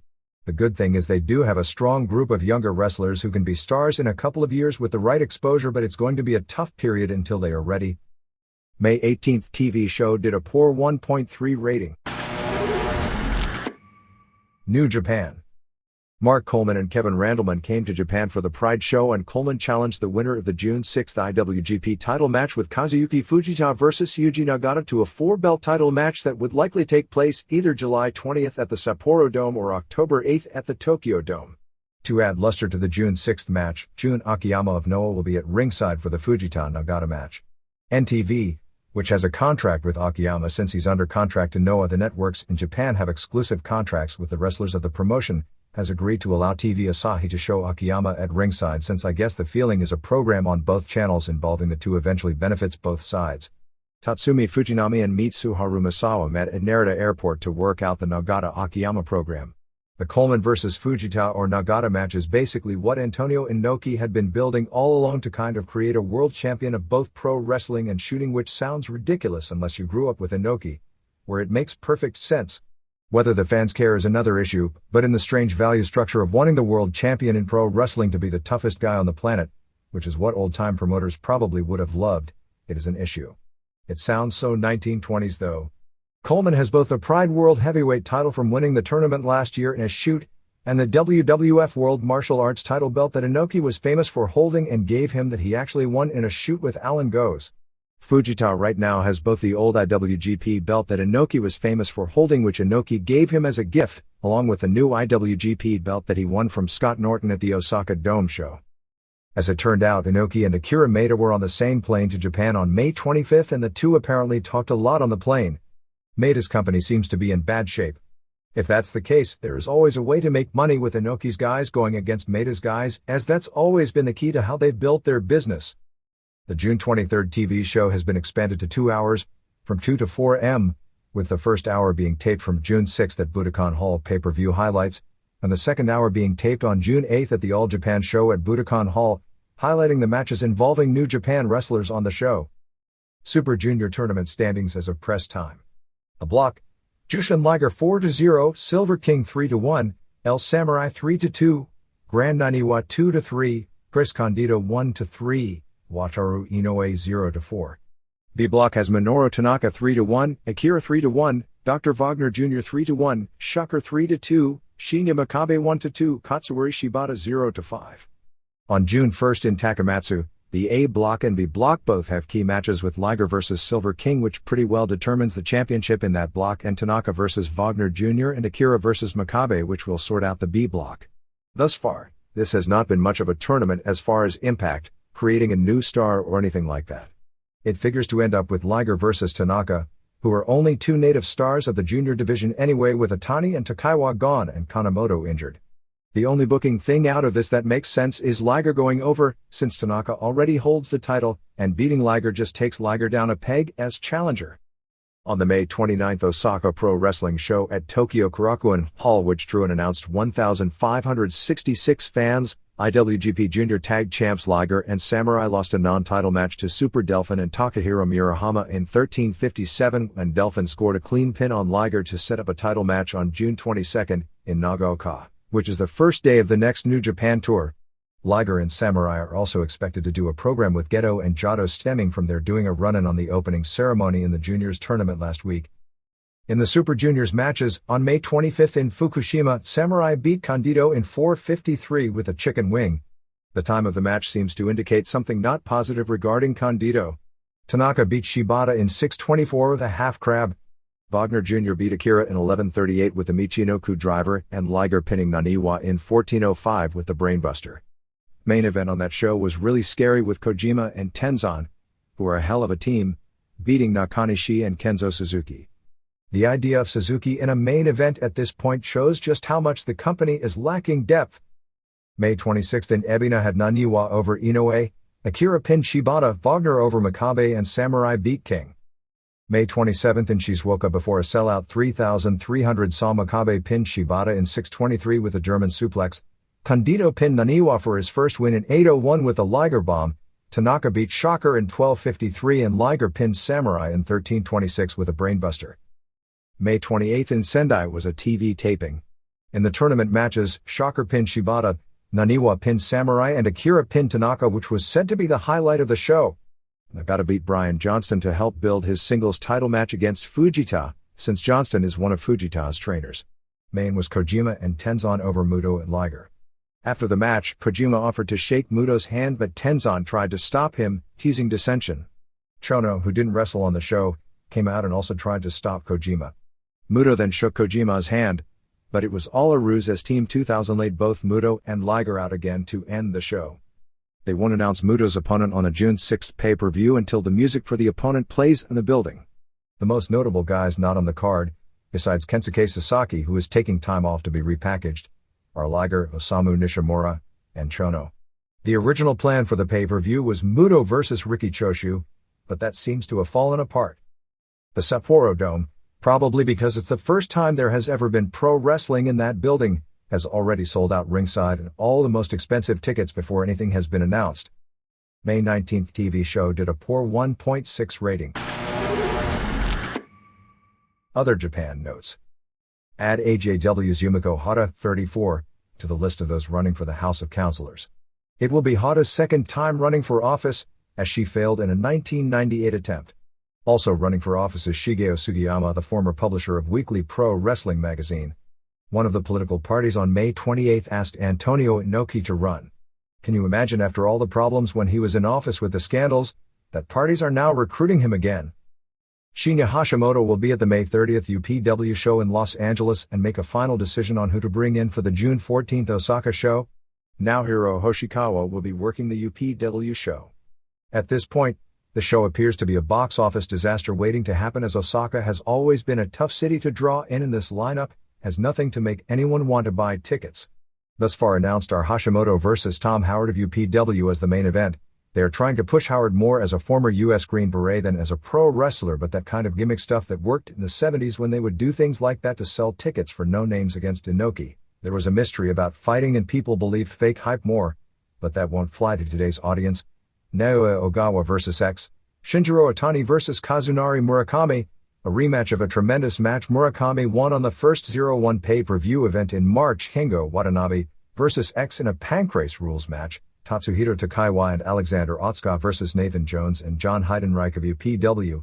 Huge size difference here as Otsuka about 185 pounds and Takaiwa is also a junior heavyweight, while Jones and Heidenreich are probably 6'10", 330 and 6'8", 320 respectively. UPW had to first clear this booking with WWF since Jones and Heidenreich are under WWF deals. Steve Corino and Mike Rapata, that is what is announced. It may end up being Gary Steele instead of Rapata, versus Yuki Ishikawa and Katsumi Yujita from Battle Arts in a match to create a new NW Intercontinental Tag Team title, a shoot boxing match, Japanese sports similar to Sanshu Karate. Basically boxing with takedowns legal. Kohei Sato, rookie pro wrestler, versus Greg Barris, jiu-jitsu guy from Los Angeles, and Hoshikawa versus Lee Young-gun, a martial arts guy who worked some of Inoki's UFO shows a few years ago, which is going to be the ultimate test for Hoshikawa since he was terrible in his prior pro wrestling matches a few years back. The magazines were filled with photos of Hashimoto at UPW and, as you can imagine, Jones and Heidenreich looked monstrous and posed photos flanking him. Ogawa's opponent could be Yoshihisa Yamamoto since he's likely headed to 01 as the cover of Weekly Pro Wrestling had he and Hashimoto posed together with the idea he was coming in. The Corino-Hashimoto deal fell through. 01 basically felt Corino was too small and had no name in Japan, so couldn't work with Hashimoto even though the NWA title itself means something. 01 and NWA both have expressed an interest in an Otani vs Corino program and the door as far as negotiations are still open on doing that. The idea is to expose Corino first to the Japanese market on this show, and if he gets over to a degree they can take him and the title seriously, they may then proceed with the Otani program, which would likely start on August 23rd in Japan, but 01 hasn't approved of that yet. NWA President Howard Brody is interested in doing a Corino vs Otani match at the Pillman show on August 9th in Cincinnati. Akira Maeda, who is known for having a hot temper and has hit people in the past, was fined $675 in an alleged attack of Motoko Uchida, his secret wife, after a wedding in the United States. Uchida is known in the MMA world as booker for the company, Maida's personal manager, and also rings and Maida's public relations director. The alleged attack occurred on September 28 in Marina del Rey, California, after which Uchida sued Maida for divorce. Maida also has a lawsuit pending for $100,000 filed by Pancrase president Masami Ozaki from another alleged attack. Rings really appears to be in bad shape. As reported here several weeks ago, and was the word at the Pride show and officially announced by Rings on May 29, is that Kiyoshi Tamura has made up his mind not to sign a new contract with the promotion. Tamura was the group's top draw and clearly has worked too heavy a schedule, and the injuries have beaten him down, causing him to lose fight after fight. Rings announced that Tamura was leaving to concentrate on running his U-File gym. Before doing shoot matches, Tamura was one of the best workers from a technical wrestling standpoint, not only in the business today, but in many ways, ever in the business. However, he has no experience nor has wanted to get involved in the traditional style of pro wrestling. Even during the New Japan vs. UWFI feud and being UWFI's second biggest star behind Takada at the time, Tamura had nothing to do with any of the New Japan wrestlers and never worked for New Japan. His weight is down a little. It's been clear for his last several fights that his muscle mass is way down, which appears to be an ability to push weights, which is usually an indication of injuries. The lack of usual power is going to kill you in fights, in execution, desire, and confidence. The next show is June 15 at Yokohama Bunka Gym, headlined by Hiromitsu Kanehara vs. Ricardo Arona, Tsuyoshi Kosaka vs. Renato Babalu, and Mikhail Ilyakhin vs. Boris Jelyazkov. While the top three matches are all quality, as Arona and Babalu are strong Brazilians, there is no box office in that lineup. After their singles match on May 22, where Hayabusa won the WU title, they are apparently coming out of it forming a tag team. FMW announced they would be starting a new style starting with the June 8 pay-per-view show from Korakuen Hall. The old FMW was Extreme Wrestling and the new FMW was Entertainment, bad WWF copy wrestling, which didn't get over at all, so now they are going to combine and call it Entertainment Wrestling, as in entertainment style, but with bad matches. Koto Fuyuki is out of action after blowing out his knee. Beyond the Mat is finally coming to Japan in late August, airing at artsy foreign movie theaters. Terry Funk will be coming in for a publicity tour in July. This is the first mainstream movie to totally break kayfabe in Japan. LLPW ran May 26 at Korakuen Hall, drawing a very small crowd for a supposed shoot with its top star, Shinobu Kandori, facing Russian Svetlana Norval. Kandori got the mount, but Norval reversed it and kicked her hard to the head and Kandori was knocked out. Sayama was at ringside campaigning for office as well as being the person behind bringing the Russians into Japan. Sayama said that there were more tough Russian women he could bring in. Sayama and Kandori are going to the US to see Layla Ali's match. Also on the show, AJW's All Japan champ Mio Wakizawa lost to LLPW promoter Rumi Kazama. The gimmick was that after Kazama won, she said she didn't want the belt, so it's a way to disrespect AJW and have more interpromotional matches over it. Mitsuhiro Matsunaga returned for Big Japan's May 27 show at Korakuen Hall in a barbed wire death match with thumbtacks legal and both participants having to go barefoot, beating Jun Kasai. CZW wrestlers John Zandig, Madman Pondo and John Dahmer are on this tour, while Geto Jado and Hideki Hasaka work the Korakuen Hall date. Here and there. Here's where the Hogan/Universal situation seems to tentatively stand. In August, they are trying to put together a television taping at Universal headlined by Hogan and whomever else, and attempt to do a one-time 1-hour syndicated television special/TV pilot headlined by Hogan and bringing in as many non-wrestling celebrities as they can. The idea is, if the special were to get some interest, attempt to sell it either as a syndicated property or on cable. They are planning kind of a nostalgia night in Memphis on June 15 at the Mid-South Coliseum based around the early 80s Jerry Lawler vs. Jimmy Hart feud. Lawler, with Jackie Fargo, the top star in Memphis in the late 60s and early 70s, in his corner, will face Lord Humongous Emery Hale, managed by Hart. There is even talk of making Lance Russell the referee for that match, but they definitely want him involved in the show. The plans are for the Road Warriors to reunite for the first time since Hawk's heart problems, plus bring back other 80s Memphis stars like Stan Lane, Steve Kieran, Rock, and Roll Express, Moondogs, Himala, Jimmy Valiant, Bushwhackers, Bill Dundee, Dream Machine and Rocky Johnson, as well as bring in Sputnik Monroe for an appearance to give away a Cadillac in a Cadillac Battle Royal. I think for comedy they are considering bringing in Sonny Wanu, who would claim to be the illegitimate son of Tojo Yamamoto. The Memphis TV show, which airs the old tapes, is now being syndicated into Chattanooga, and they are working on getting TV in Nashville, with an idea of potentially running shows in those cities as well. The show started on Thursday nights on a low-power station in Chattanooga, YB-TV, which most of the city doesn't even receive and isn't even on the local cable system. Chattanooga was a different circuit than Memphis and didn't have the same wrestling tradition because it went from promoter to promoter. As a nostalgia deal, this could work once in Memphis, but Memphis is a unique market for wrestling. I don't see it having the ability to do much in the way of repeat business. In today's wrestling environment, I'm not even positive without WWF stars it can do that well the first time. At one point they were considering doing Lawler vs. Hogan, but guessing Hogan's price for such a match didn't make it worthwhile. Stanley Haruo Sasaki, who was a mainstay in Oregon during the 60s and early 70s as stereotypical Japanese heel Haru Sasaki, passed away back on May 5 at the age of 70. The Oregonian ran a story on his funeral, noting that with the exception of Tony Osborne, Tough Tony Bourne, an area headliner seemingly forever before retiring to get into real estate and father of Matt, there was little mention or remnants of wrestling despite him being a TV regular and cult celebrity for more than a decade in the area.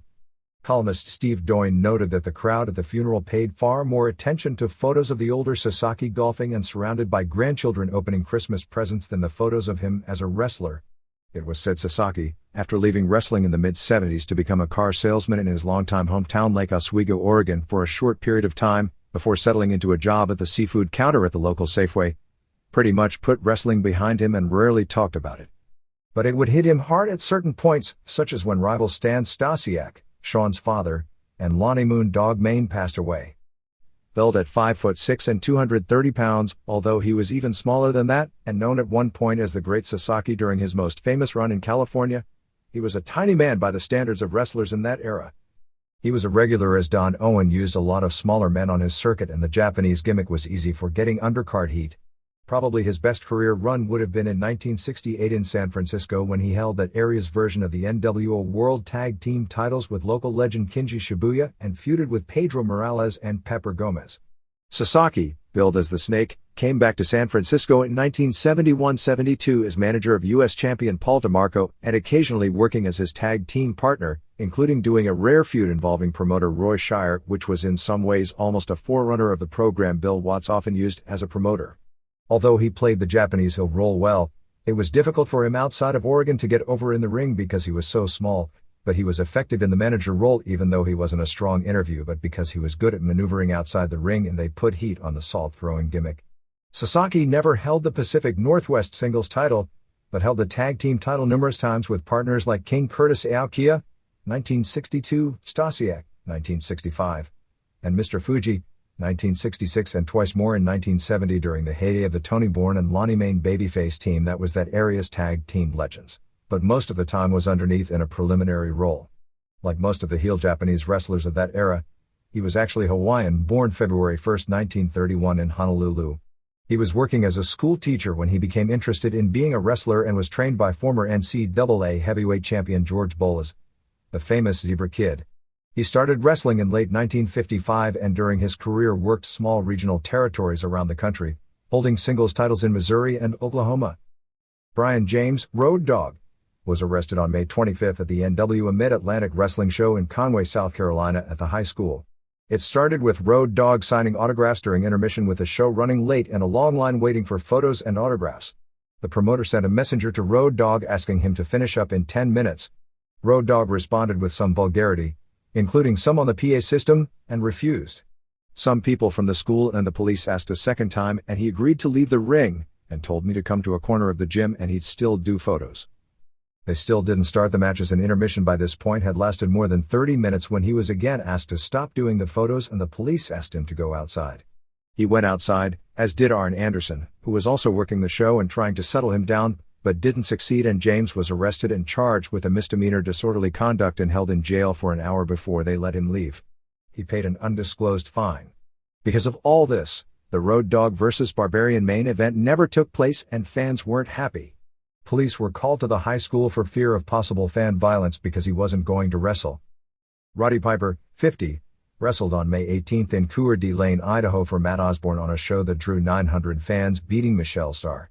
Piper injured his wrist. It's believed to be Piper's first match since WCW, as on his other appearances on indie shows, he's done run-ins. Dusty Rhodes and Howard Brody are negotiating becoming promotional partners in running in Tampa, where Rhodes was the biggest draw from the mid-70s through a lot of the 80s. Brody did write something on his website regarding possibly leaving his post as NWA president in October.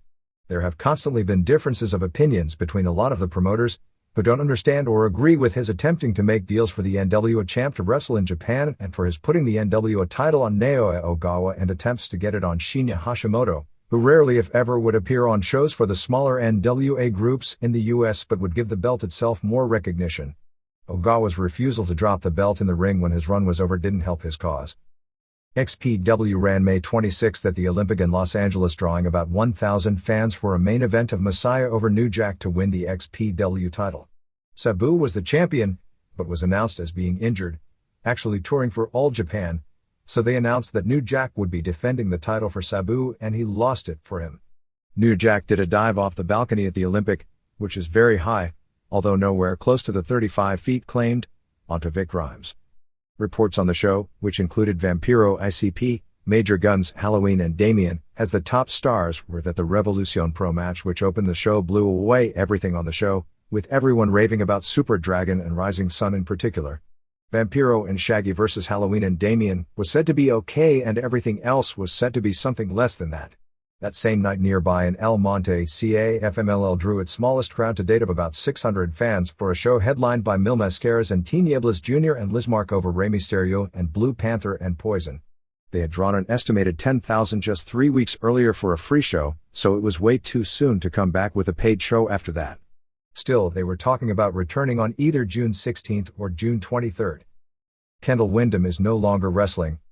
Apparently one of those career-ending injury insurance deals. A correction from last week's issue in regards to Louisiana's commission actually paying attention and enforcing its already written regulations on pro wrestling. A lawsuit against the commission by a pro wrestler and was on him suffering a broken neck, not a broken leg as reported last week. Tully Blanchard had some good luck and bad luck. Blanchard, 47, participated in a Celebrity Gold tournament on May 7 and a sponsor had promised a $23,000 Volkswagen Passat to anyone who could score a hole-in-one on the 15th hole. Blanchard, on his first swing of the day, scored the first hole-in-one of his life. However, it was found out that the hole had mistakenly been marked and Blanchard's ace was 141 yards instead of the regulation 175, so, through no fault of his own, the car was taken away with everyone involved pointing fingers.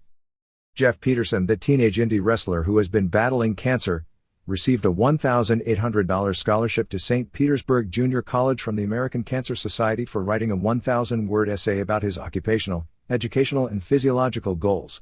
Peterson, the nephew of Aqua promoter Jim Kettner, is in remission. The Wrestle Express group that is bringing in a lot of former WCW talent including Eric Bischoff, and using Sonny Wanu as booker for its first show on October 20th in Coventry, England, announced a second show on March 2, 2002 at the London Arena, the same building that housed the recent WWF pay-per-view event. The group is negotiating for both shows to air as pay-per-view events in the UK, which up to this point, has only had WWF events on pay-per-view. He will be airing a Jesse Ventura True Hollywood Story bio on June 9. Leo Shoulders Newman, best known in the Northwest and Hawaii, passed away recently. Border City Wrestling on June 6 in Oldcastle, ONT at the Chocharo Club has Tommy Dreamer, Chris Canyon, Mikey Whipwreck, defending the Can-Am title against promoter Scott D'Amore, and Johnny Swinger headlining. Western States Wrestling on June 16 at the Phoenix Veterans Memorial Coliseum will be bringing in Minis Mascarada Sagrada Octagonchito, La Parquita and Piratita Morgan from AAA. Haven't seen the Mark vs. Jay Briscoe match from last week that everyone is raving about, but did see their CZW match from the week before, six-man tag, teaming with Rick Blade against Jose and Joel Maximo and Red, known as the SATs for Spanish announcing team. That match was excellent. I don't know how anyone could knock guys who have had so little time in the ring putting on matches of this caliber. Whatever style weaknesses they may have by doing spot after spot, almost Michinoku Pro style is more than made up for by the crowd enjoying it, and it's amazing how solid they are with most of their stuff. All six guys were really impressive. Bill Kersten, the television announcer for the old Central States promotion in the 70s and 80s, was recently elected to the Clay County Board of Health in Liberty, Missouri. Kersten has been working as a ticket taker at usher at a local movie theater. Tommy Dreamer will be appearing for ECCW on June 28 to June 30th, and both Steve Corino and Sabu are appearing for July 19 to July 21 and again from July 26 to July 28. Blast from the Past Department. Billy Travis, a Memphis regular and Jeff Jarrett's tag team partner about 10 years ago in the early stages of both men's career, who has largely disappeared from wrestling, showed up on some Memorial Day weekend free shows at Liberty Land in Memphis that also featured former Nightmare Ken Wayne as well as Lawler. Emile Dupree was running the Maritimes as a regular circuit, as he has done almost every summer since the beginning of time, but closed up when one of the headliners left with no notice, Mike McFly. He is thinking of reopening in mid-June. MMA. Coming out of the meetings in Las Vegas on May 21 and Reno on May 22, the next step regarding clearance of MMA in Nevada will be a state athletic commission vote. No date has been finalized for such a vote, but the belief is that it will be at some point over the summer. Basically, every major group is hopeful of getting into Las Vegas, which is believed to be the prelude of acceptance by the cable industry, which is step one in a potential turnaround by the end of the year. UFC has seriously talked about running a Vegas pay-per-view before the end of the year, and Pride is also interested in running Vegas. WWF. A motion by the lawyers for L. Brent Bozell III of the PTC, as well as co-defendants James Lewis and Mark Honig, to dismiss the lawsuit filed by WWFE against them was denied by U.S. District Court Judge Denny Chen on May 24 in a 35-page report. Lawyers for both sides made arguments in front of Chen to dismiss the case on April 26. The major points of the case is whether the PTC's insinuation that WWF and/or SmackDown were in some form responsible for 4 deaths, and in particular the Tiffany Unick death, as well as whether it was simply misleading or legally libelous statements made by the PTC about nearly 40 major U.S. corporations refusing to sponsor SmackDown. All defendants are protected by free speech, and any claims made about their opinion of WWF products not being good for children or even being dangerous, but they are not protected from saying things they knew were false. The defendants claim that since WWFE is a public entity, that they were protected greater by free speech. Chin agreed with the contention they are a public entity, but again, that doesn't allow someone to lie with knowledge and recklessly disregard the truth in making public statements about the company. Chin ruled their protection from libel wouldn't be as strong as a pressure group could be because they were making these statements in conjunction with fundraising activities, and WWFE attorneys claim commercial speech isn't entitled to the same level of First Amendment protection. He ruled the key would be whether the statements were false, defamatory, and made with actual malice, and the key, with knowledge by the people making those statements that they were false. Chin wrote, because defendants' statements were part of a campaign to raise money and notoriety for the PTC, I must also determine whether they should be classified as commercial speech. He felt the WWFE has enough evidence to at least bring the case forward that the statements were commercial speech. The WWFE claims Bozell lied about the number of companies that had pulled advertising from SmackDown. While many companies did, he claimed more did than actually did. The court didn't seem to think highly of the PTC, insinuating deaths of 2 children had something to do with the show SmackDown when the deaths occurred before the first episode of the show had even taken place. The court also refused to throw out the tortious interference in contracted business because of the allegation that the late Steve Allen at an MCI shareholders meeting convinced MCI to pull advertising from the show as a result of a false statement, as well as an attempt to do the same with ConAgra. In short form, if the PTC pressured companies with the truth, they are protected. If they lied to achieve their means, they are protected by free speech. By being successful in some cases, it makes the WWFE's case stronger provided they prove that the statements were falsehoods. Lewis remarks about WWF in outlets like Dateline and Lisa and in the PTC fundraising video go beyond the specter of defending his client. The judge ordered a pretrial conference on June 22 in New York.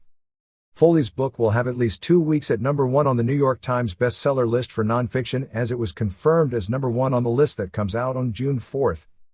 Brian Lawler, Grandmaster Sexay, was fired on May 28 after being stopped at the U.S.-Canada border coming in for the Calgary tapings, allegedly carrying illegal drugs.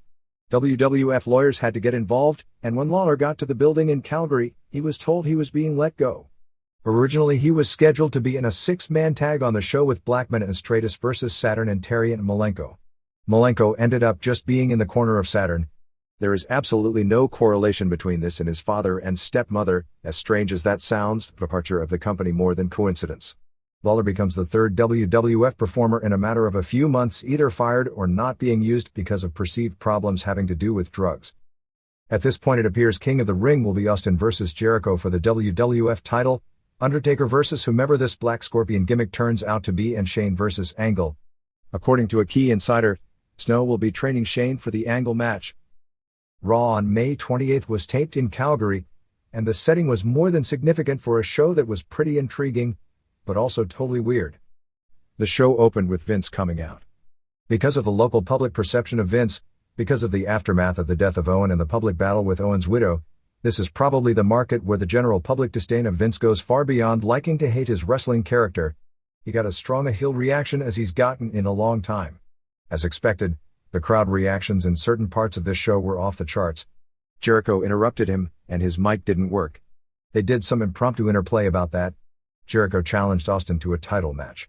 Jericho was able to use the word slut to describe both Stephanie and Austin. I guess since he used it on a male it's not gender specific, and showed a clip of Vince from the 1987 Slammy Awards with Hogan in the background playing bass guitar. So weird seeing Vince in his early 40s, and while certainly a good-sized guy, how much bigger he is now at almost 56. Vince was singing and dancing and Jericho was making fun of him. Apparently this was an idea Jericho came up with about 10 days ago, since he's a student of the game, including facets of the game that may be best left not remembered. Vince ordered Jericho to wrestle show. Benoit then came out to challenge Austin. Vince ordered Benoit versus Rhino and said one of the two that he chooses would get a title shot at Austin later in the show. Howard Finkel then introduced Stu Hart to a big ovation. Hardys beat X-Pac Incredible in 340 when Jeff pinned X-Pac after a swanton. Guerrero counteracted Albert's interference to set up a match between the two later in the show.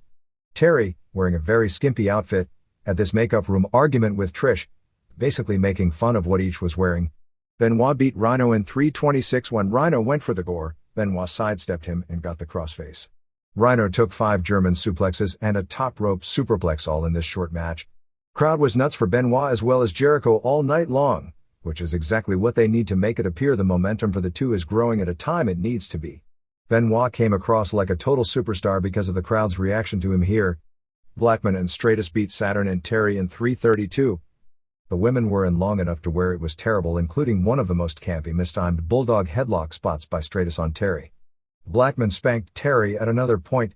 Lance Storm was the first WCW wrestler to appear on Raw, doing a run-in and throwing a thrust kick on Saturn that missed by about 6 inches, that fact made obvious by an ill-advised replay shot from a perfect angle, and Saturn was pinned. Storm ran off out of the building and was congratulated by Shane outside the arena. Because it was Storm in Calgary, he got a big pop, probably tons bigger than the pop would have been for this angle anywhere else. Vince played it up, starting the WCW thing going, yelling at security about letting a WCW wrestler onto Raw and to make sure it didn't happen again. One would think that's a tease for it happening again later in the show, but it actually didn't. Snow did an interview from WWF New York plugging Tough Enough. He's dropped noticeable weight since he's been off the road and doing the other TV show, which starts in a few weeks. They did more of the campy Spike and Molly stuff. Angle was hilarious. As they kissed and Angle told them to stop because the last thing the world needs is offspring of those two. Spike slapped Angle, so Angle beat him up and smashed him into some lockers. Spike's head appeared busted open hard way since his head was sliced when he came out later in the show. Molly ran for the Dudleys to save Spike, and when they did, they were attacked from behind by the Hollies. Dudleys were furious at Spike, thinking Molly was working him with a sweet and innocent act, but she was really setting them all up and was going through a table. Jericho won the hardcore title from Show in 430. Show threw him around the entire match like a rag doll until Jericho did a missile dropkick into step Show was holding and he went down. Jericho pinned him after a lionsault. Jericho sold the elbow big as a way to get over the brutality of the TLC match from the previous week. As Jericho was leaving with the belt, he was gored at the top of the ramp by Rhino, who pinned him to get the title.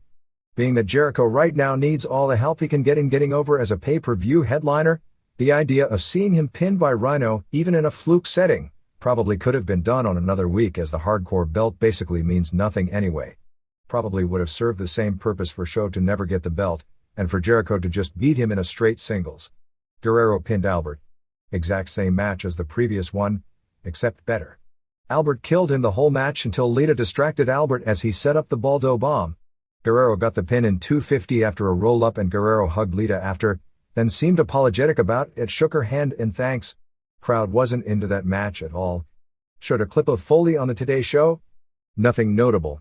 They started the Black Scorpion angle with Sarah Undertaker brushing her hair while the peeping Tom camera was spying on her. The original angle for this was that Austin, and probably Deborah, would be behind this to set up Austin vs. Undertaker at Core. Undertaker missed SmackDown last week because his mother was undergoing some serious surgery the next day. The plan at this point, which may change, is for Undertaker to be off TV for a few weeks while they continue the Peeping Tom angle leading to Undertaker facing the mystery guy at Core. Vince chose Benoit, and later told Regal that Austin cooked up something great. Dudley's beat Holly's in a tables match in 3:06. It was first said that this was an elimination tables match, which meant 2 out of 3 tables. Crash was thrown into a table that didn't break, and he just laid there and sold for the rest of the match. They did the 3D on Bob through a table, and the bell rang to end the match. After the match, Bubba grabbed Molly. Spike tried to save her. Finally, Spike laid on the table to stop the Dudleys from putting her through the table. Instead, they did it anyway. They came back after a commercial break with Spike and Molly both selling huge injuries, despite in hardcore matches and in virtually every main event, people going through tables and getting back up, but being more concerned about the condition of the other one. Showed a clip from Heat of Triple H's surgery with Dr. James Andrews. Triple H came off great in the piece. Andrews said it was a successful operation. The underneath tendon holding the muscle tore and the muscle rolled up his leg. Triple H talked about the pain and they played up big time how he finished the match anyway. Andrews said it was a good repair and talked of him being out for 4 months. WWF insiders said they didn't know why, but the injuries were more serious than let on in the package, and the working idea they are going on is that Triple H won't be available until Survivor Series in November. They showed Stephanie there watching the surgery. They're never getting divorced, even though this is the perfect storyline time for a split and a feud upon his return. And the main event was a hell of a match with Austin over Benoit in 11:18 with the Montreal finish. A very intense match. I think the finish spoke volumes about the WWF, and not in a positive way, since between this finish and the promo they aired showing Lawler beating up Bret Hart from 1993, it showed that the obsession with Montreal seems to be far too strong for something that took place nearly 4 years ago, and that most of the current fan base has knowledge of it that is limited to a weird historical story. The show ended with Jericho having Austin in the Lion Tamer and Austin tapping. That's the reason Austin didn't tap, even with no ref, on Benoit's submission, 2 crossfaces and 1 sharpshooter, which got a gigantic pop since that was Bret and Owen finisher, because the pay-per-view main event is Jericho, not Benoit, while Vince was tapping to Benoit's crossface. In many people's eyes live, the best part of the show took place after the cameras went off. Benoit and Jericho went up to Stu and raised his arm, and then Jericho cut a promo saying it was the best wrestling crowd he had ever performed in front of, and talked about Owen, which was a topic avoided during the live broadcast. Notes from the SmackDown and Heat tapings on May 29 in Edmonton, which featured a reported 4.5 stars main event with Austin vs. Benoit, which went 23:45 on television, the longest match in the history of SmackDown. For Heat, they had test over show after the high kick. Blackman pinned Saturn also with a kick to the face, and Saturn was doing the amnesia angle again. SmackDown opened with Jericho and Benoit out. Benoit wore an Edmonton Oilers jersey. They got an amazing pop. They said they wanted to give Austin and Triple H a title rematch, but with Triple H hurt, they asked for Vince to take his place. Vince said he'd love to, but had other plans, turning it down. He said Jericho would face Angle and that Austin had the night off. Austin, as was the theme throughout the show, said he's tired of hearing all day that he couldn't beat Benoit and that Benoit had his number and he wanted a title rematch. Kane pinned Edge to keep IC title after a powerbomb. Edge turned himself heel with a live crowd by saying that even though he was born in Canada, he moved to Florida and was glad to be around warm weather and women in bikinis and out of Canada. Bob Holly pinned Bubba Ray Dudley when Crash tripped Bubba as he tried to suplex Bob into the ring and Bob fell on top for the pin. Regal and Tajiri warned Vince that Shane's limo was out front. More cute stuff with Spike telling Molly that he likes her a lot. Vince told security to keep the WCW wrestlers and Shane away. Jericho pinned Angle in a finish that made no sense. Angle had Jericho beat with the ankle lock when Shane came out. Security grabbed Shane before he could interfere, and while Angle was distracted, Spike did the Dudley Dong on him and Jericho got the pin with a Lionsault. If Jericho is headlining a pay-per-view against Austin, it makes no sense. He needs help from 2 other people and was going to lose on his own against Angle. Angle demands a match with Shane at Core. Rhino pinned Raven after putting him through a table. Said to be the second best match on the show, as Raven's hardcore matches always have a few innovative spots instead of the standard overdone hardcore spots. Both Vince and Deborah try to warn Austin about defending against Benoit in Edmonton. Austin got mad at both for doubting he could beat Benoit. They showed more of Triple H's surgery and more comments from Stephanie, playing face and basically saying Triple H is the one who saved Austin time after time in the tag match and saved the WWF title for him the night before, and then Austin bad-mouthed Triple H. The crowd live didn't care about this at all. Stephanie badly needs to be away from Triple H when he comes back as a face. Matt and Lita are kissing when Eddie sees them and tells them to get a room. Eddie and Matt argued. X-Pac and Albert and Credible beat Hardys and Guerrero. Story was that Guerrero was injured, and Lita was attending to him. While this was going on, Albert pinned Matt after the Baldo bomb. Matt and Guerrero and Lita argued over the idea Lita was tending to Guerrero, and while it was happening, Matt got beat up. Austin vs. Benoit for the title had Hebner as ref in the ring and Vince as ref outside the ring. Said to be a super match. At one point after a DDT on the title belt by Benoit, he came off the top with a diving headbutt, but Austin got the belt up and hit Benoit with it, cutting him hardway in the cheek area. They did several sharpshooter reverses at some point. Benoit went through a table to start selling his injured ribs. Benoit made a comeback with 10 consecutive German suplexes, and the crowd reaction was apparently amazing, then put the crossface on in the middle. Vince ran in with a chair and went to hit Benoit, but ended up hitting Hebner. Benoit gave Vince a low blow and hit him 7 times with a chair. As he was pounding on Vince, Austin schoolboyed him and held the tights, and a recovered Hebner counted the pin. SmackDown on May 24th, taped at the Pond in Anaheim, was one of the best episodes of the show and probably had the most spectacular match ever on the show as the TLC main event. X-Pac pinned Guerrero in 425 with a weird move that wasn't an X-Factor. No idea why X-Pac would be put over Guerrero, since Guerrero is the hotter of the two and ready to rise. In its own strange way, it was funny when Regal told Tajiri they don't do any stereotypes in the WWF, and then asked Tajiri to bring him tea and crumpets. Angle and Spike had a confrontation after Angle was mean to Molly. Spike called her his girlfriend. It was so hooky, except when Angle asked if this was Saved by the Bell. Didn't that show go off the air like 10 years ago? Maybe it just seems that long because I remember it when Diesel was WWF champ and wrestling was 2 lifetimes back. Angle beat Spike with the ankle lock in a good match. Angle was so much more effective on this show as a heel than he's been since probably February when he started the slide. He put the hold on again and Molly wanted to save Spike, but Bob carried her to the back. Malenko beat Raven in a short match when Saturn interfered. Saturn then kicked a chair into Malenko's face and Raven gave him the DDT on the chair. Saturn later in the show came out loopy again. Austin did an interview talking about Jericho, Triple H and Undertaker. Clearly already setting the stage for the Triple H turn. If he's going to turn, after showing the surgery, they probably can talk about him from time to keep the name fresh, but he really needs to disappear, fat chance, until making the big pop for an unexpected return. During that period away, they should set a heel, not Austin, up with Stephanie, any obvious candidates? And do the deal that made Lawler and Jimmy Hart in Memphis set up their biggest run ever. Hart crowns a new king. Stephanie gets a new wrestler, and of course it elevates Angle, who desperately needs to be strong right now, at the same time.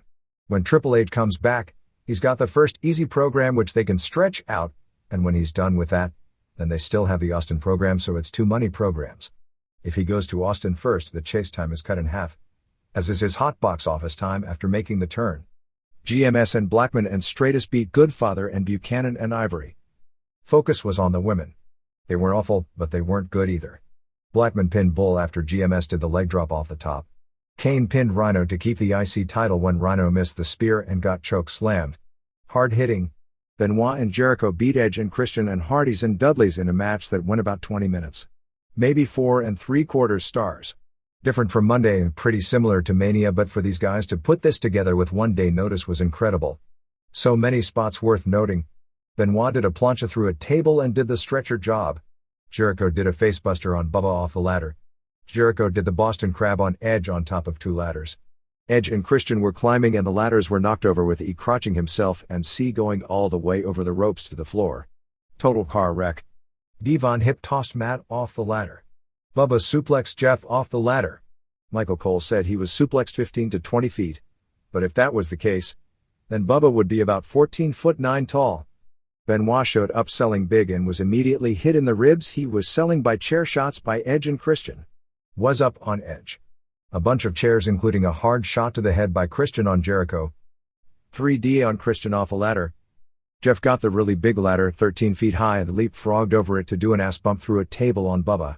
Cole called it 25 to 30 feet. Matt gave Devon a twist of fate off the ladder. Edge speared Jericho off the ladder from another ladder. Finally Benoit climbed the ladder and got both belts. Fans gave them a standing ovation and they deserved it. At least you can't say they're not giving these guys the opportunity, nor can you say that the guys from an effort standpoint are going far beyond the normal call of duty to make the most of their opportunity. Not a major Ross report this week since he spent most of the week in Oklahoma preparing for his daughter's wedding. Expected to sign David Flair to a developmental deal and send him to OVW. Nathan Jones and John Heidenreich may soon to be sent to OVW. Noted that WWF regulars who aren't booked on weekend tours will now on occasion be booked to work weekends for MCW. I think that's a real good idea all around because it gives the guys in training a chance to work with a more experienced veteran and pick up points that they couldn't learn from each other. The more different people sent there, the more they can learn. Russ McCulloch will probably have his knee scoped after tearing an MCL while working in Puerto Rico. McCulloch, on crutches, was still doing walk-ins over the weekend. Undertaker missed SmackDown due to a family illness. Talked about hoping to have Dreamers signed within a few weeks. Said Rikishi's shoulder surgery is tentatively scheduled for the first week of June. Scotty 2 Hotty had gotten his medical clearance to return and will be headed to OVW for about 3 weeks to rid himself of ring rust before returning to TV. Besides Ross' daughter being married on May 26th, Jay Resso was married on May 25th in Florida. Resso was off TV this week on his honeymoon, which explains Edge not being on Raw at all and doing the singles match on SmackDown. Edge and Christian, who grew up as best friends dating back to 6th grade near Toronto. Most of the upcoming house show main events are tentatively either Austin and Regal or Austin and Angle versus Benoit and Jericho. In Winnipeg on June 3rd, which is Jericho's hometown, they will do an Austin versus Jericho title match tryout before the pay-per-view. In another sign of the times, after the Columbus cancellation on May 20th, they have canceled the June 30th house show at the Cow Palace in San Francisco. Tickets went on sale on May 26th for San Francisco and got off to a very bad start, and they made the decision early. Part of the reason is that they have SummerSlam on August 19th in San Jose and Raw on August 20th in Oakland, which are all in the same media market. Part of the problem, and this is very minor in comparison to everything else, is that the Cow Palace has pretty much outlived its usefulness as a major league venue. I grew up watching wrestling there and it was great in its time, but the last few times there, because of how nice modern arenas are in Oakland and San Jose both fit into that category, the Cow Palace is a dump. However, as rarely as WWF has played in San Francisco proper over the past few years, the reality is it's a sign of the times and anything else is a bogus excuse. TNN isn't on the cable in San Francisco proper, but that's no excuse either because of the UPN show, and if anything, having less free television of the product at this point would probably make fans more likely to buy tickets for a live event, particularly how rarely WWF has played San Francisco proper. The other ambitious project is June 25th and June 26th when they play 2 straight nights at Madison Square Garden with both Raw and SmackDown coming after King of the Ring. Raw is sold out and SmackDown isn't, even though a SmackDown sellout would probably be closer to 12,000. While not said officially, the belief is both DDP and Booker T are willing to take buyouts now and be ready whenever WWF needs them. Feeling is that DDP, who is owed a lot of money on his Time Warner contract, is more willing to be on board as soon as possible if he would be a key player in an angle on Raw, as opposed to starting off on a WCW-only show and not interact with WWF personnel and be a key player in a potentially big-money angle. WWF also has started negotiations with Torrie Wilson.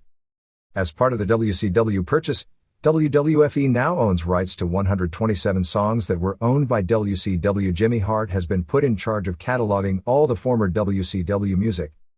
OVW's Last Dance, which is the final event ever at the Louisville Gardens of any kind, takes place on June 27th.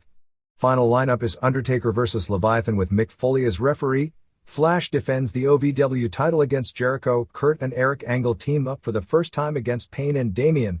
Disciples of Sin, Brock Lesnar and Shelton Benjamin defend the Southern Tag Team titles against Saturn and Malenko. Randy Orton, who will have Bob Jr. in his corner, versus Rico Constantino with Kenny Bolin, a no DQ match with Big Show and Mark Henry versus Mr. Black and Prototype. Mask versus Loser leaves town with Machine, Doug Basham under a mask, versus Nick Dinsmore. Stripper-looking ref Donna Daring versus local DJ Tony Vanetti. Damaja and Rob Conway versus Sly Scraper and Mike Hard. Mike Howell, one of the Dupes, and Ron Waterman and Jason Lee, returning after the deal where he did the WCW TV taping without telling anyone at OVW.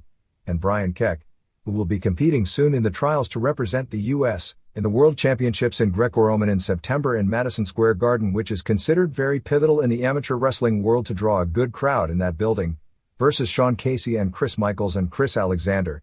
In addition, they are bringing in Jackie Fargo, Bill Dundee, Jimmy Valiant and Rocky Johnson for the show, as well as advertising Bobby Eaton as a special guest, probably to shoot an angle to get him into the mix as a wrestler in the company. Reports from the dark matches in Anaheim on May 22 were that Sylvester Turkey, Sly Scraper from OVW, didn't look good in his match with Steve Bradley.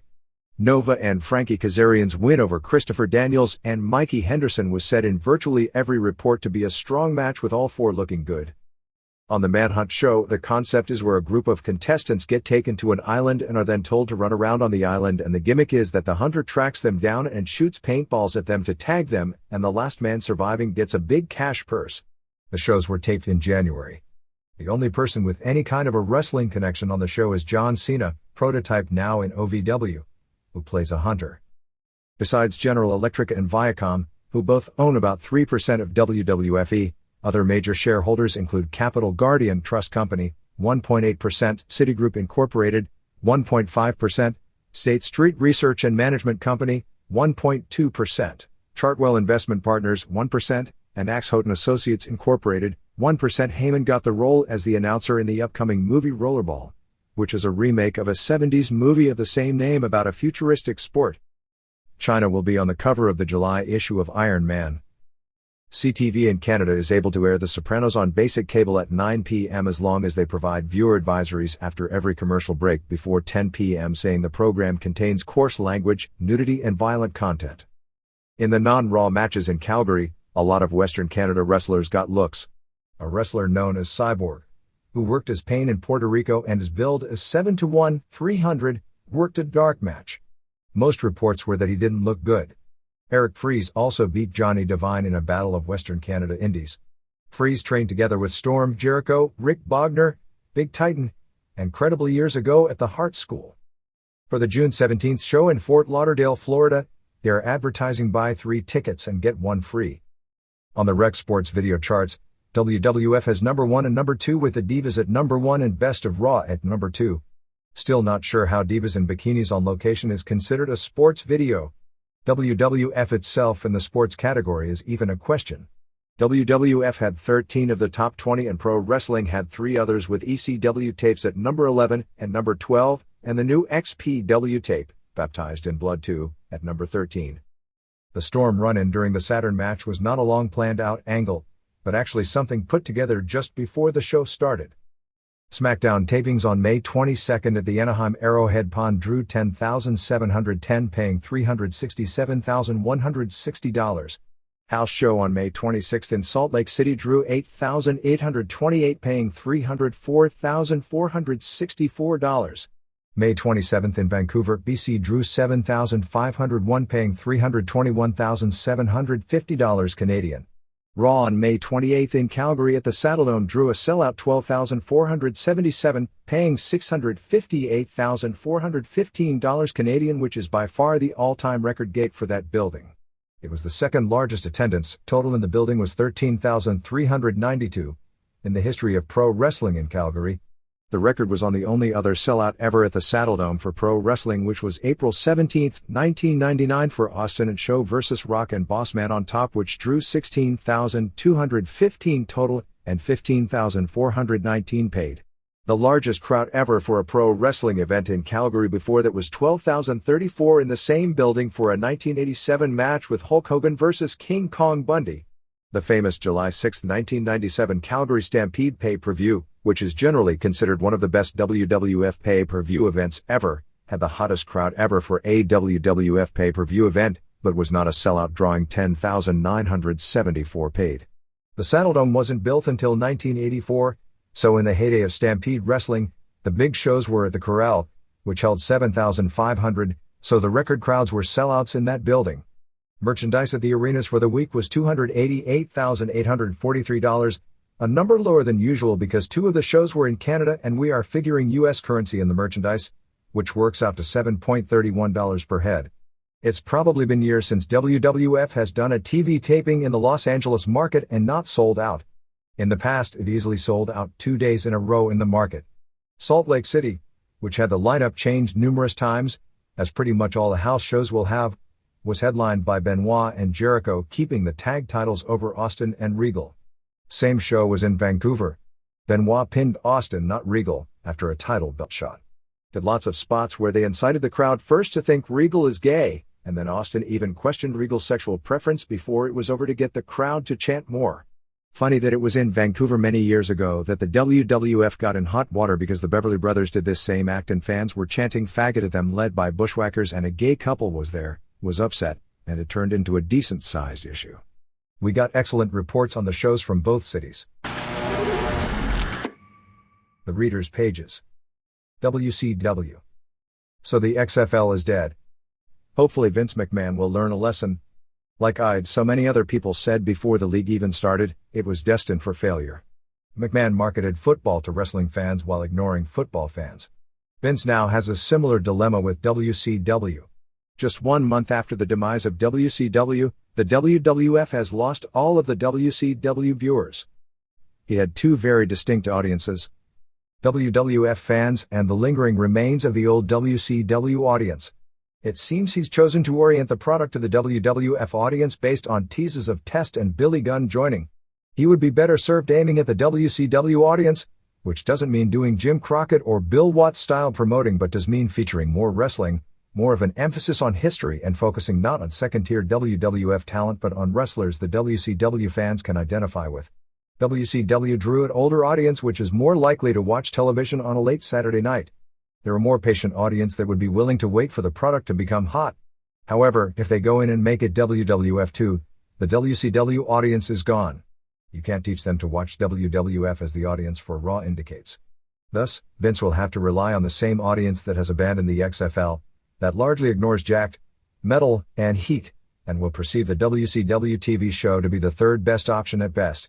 That is a scary proposition, and Vince needs to consider it before once again going into a new endeavor with the false dogma that WWF fans will buy anything he sells. The May 28th Raw was a catastrophically disastrous debacle for the future. The wrestling, build for SmackDown, build for the pay-per-view interviews, creative direction, and everything else were completely irrelevant. It was the night when WCW was finally going to have one of its wrestlers appear on WWF TV. It was the culmination of a wrestling war dating back decades and the beginning of Ultimate Dream matches. Nothing else on the show mattered in the big picture. The way it was handled is the key to making incredible money and capitalizing on the purchase of WCW, because the first impression was going to be what people would look back on for years and years and remember as amazing. So what did WWF do? They had Lance Storm run out during the least important match on the show, and then celebrate as if Ric Flair had murdered Vince McMahon.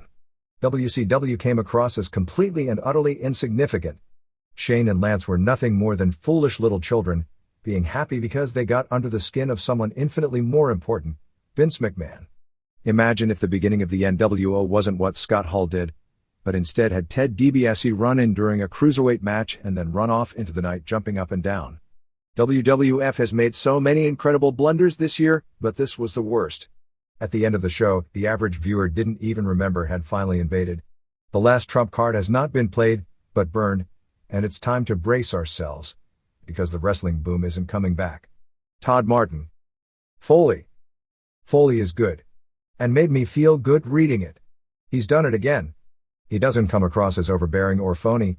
He comes across as a regular person telling his story that has emotion, humor, and truth to it. He's honest in saying when he's sucked and is man enough to admit it. His sense of humor in situations made me laugh out loud at times. I think the thing that really shows is that he's very comfortable with himself and what he's become, that he can make fun of himself. I think it's definitely worth a read, and if Mick were to write another book, I'd definitely be buying it. His having a #1 bestseller for Have a Nice Day was not a fluke, as this book is a great follow-up. Dan Cirquitella's letter could have been the same letter written a few years ago with different names inserted. His look at Triple H is an accurate portrayal of the situation, and whether we like it or not, can anyone blame him? It's a competitive business with a lot of stars having a few high-income earning years. For the good of the company and the future of the product, do I like what he's done? No. To make as much as he can in an often heartless business with no benefits, do I blame him? No. Players in many sports will do what they have to do to stay on top and keep their name in the spotlight. There are not many people like Ric Flair who will put people over the right way to promote the future. A lot of the portrayal of Triple H is exactly what Kevin Nash did, which was a contributing factor to WCW's downfall. Do I enjoy watching Nash? Definitely not. At least Triple H has talent and works hard in the big situations. But Dan's point is correct. Triple H does it because the reward of his actions continues the same actions. He is a classic Pavlov's dog. Looking at his assessment of Naoya Ogawa, insert Bill Goldberg, I think part of Ogawa's mystique is how they are protecting him, much like how Goldberg was protected at the start. Goldberg was hot as hell until he had to have his streak ended by Nash. It's what made Goldberg unique and separated him from everyone else. If Ogawa were to start losing, his mystique would be ruined and he wouldn't be a draw at all. He happened to be in the right place at the right time. Is it fair that more talented workers are held back? No. Is he good for business? You better believe it.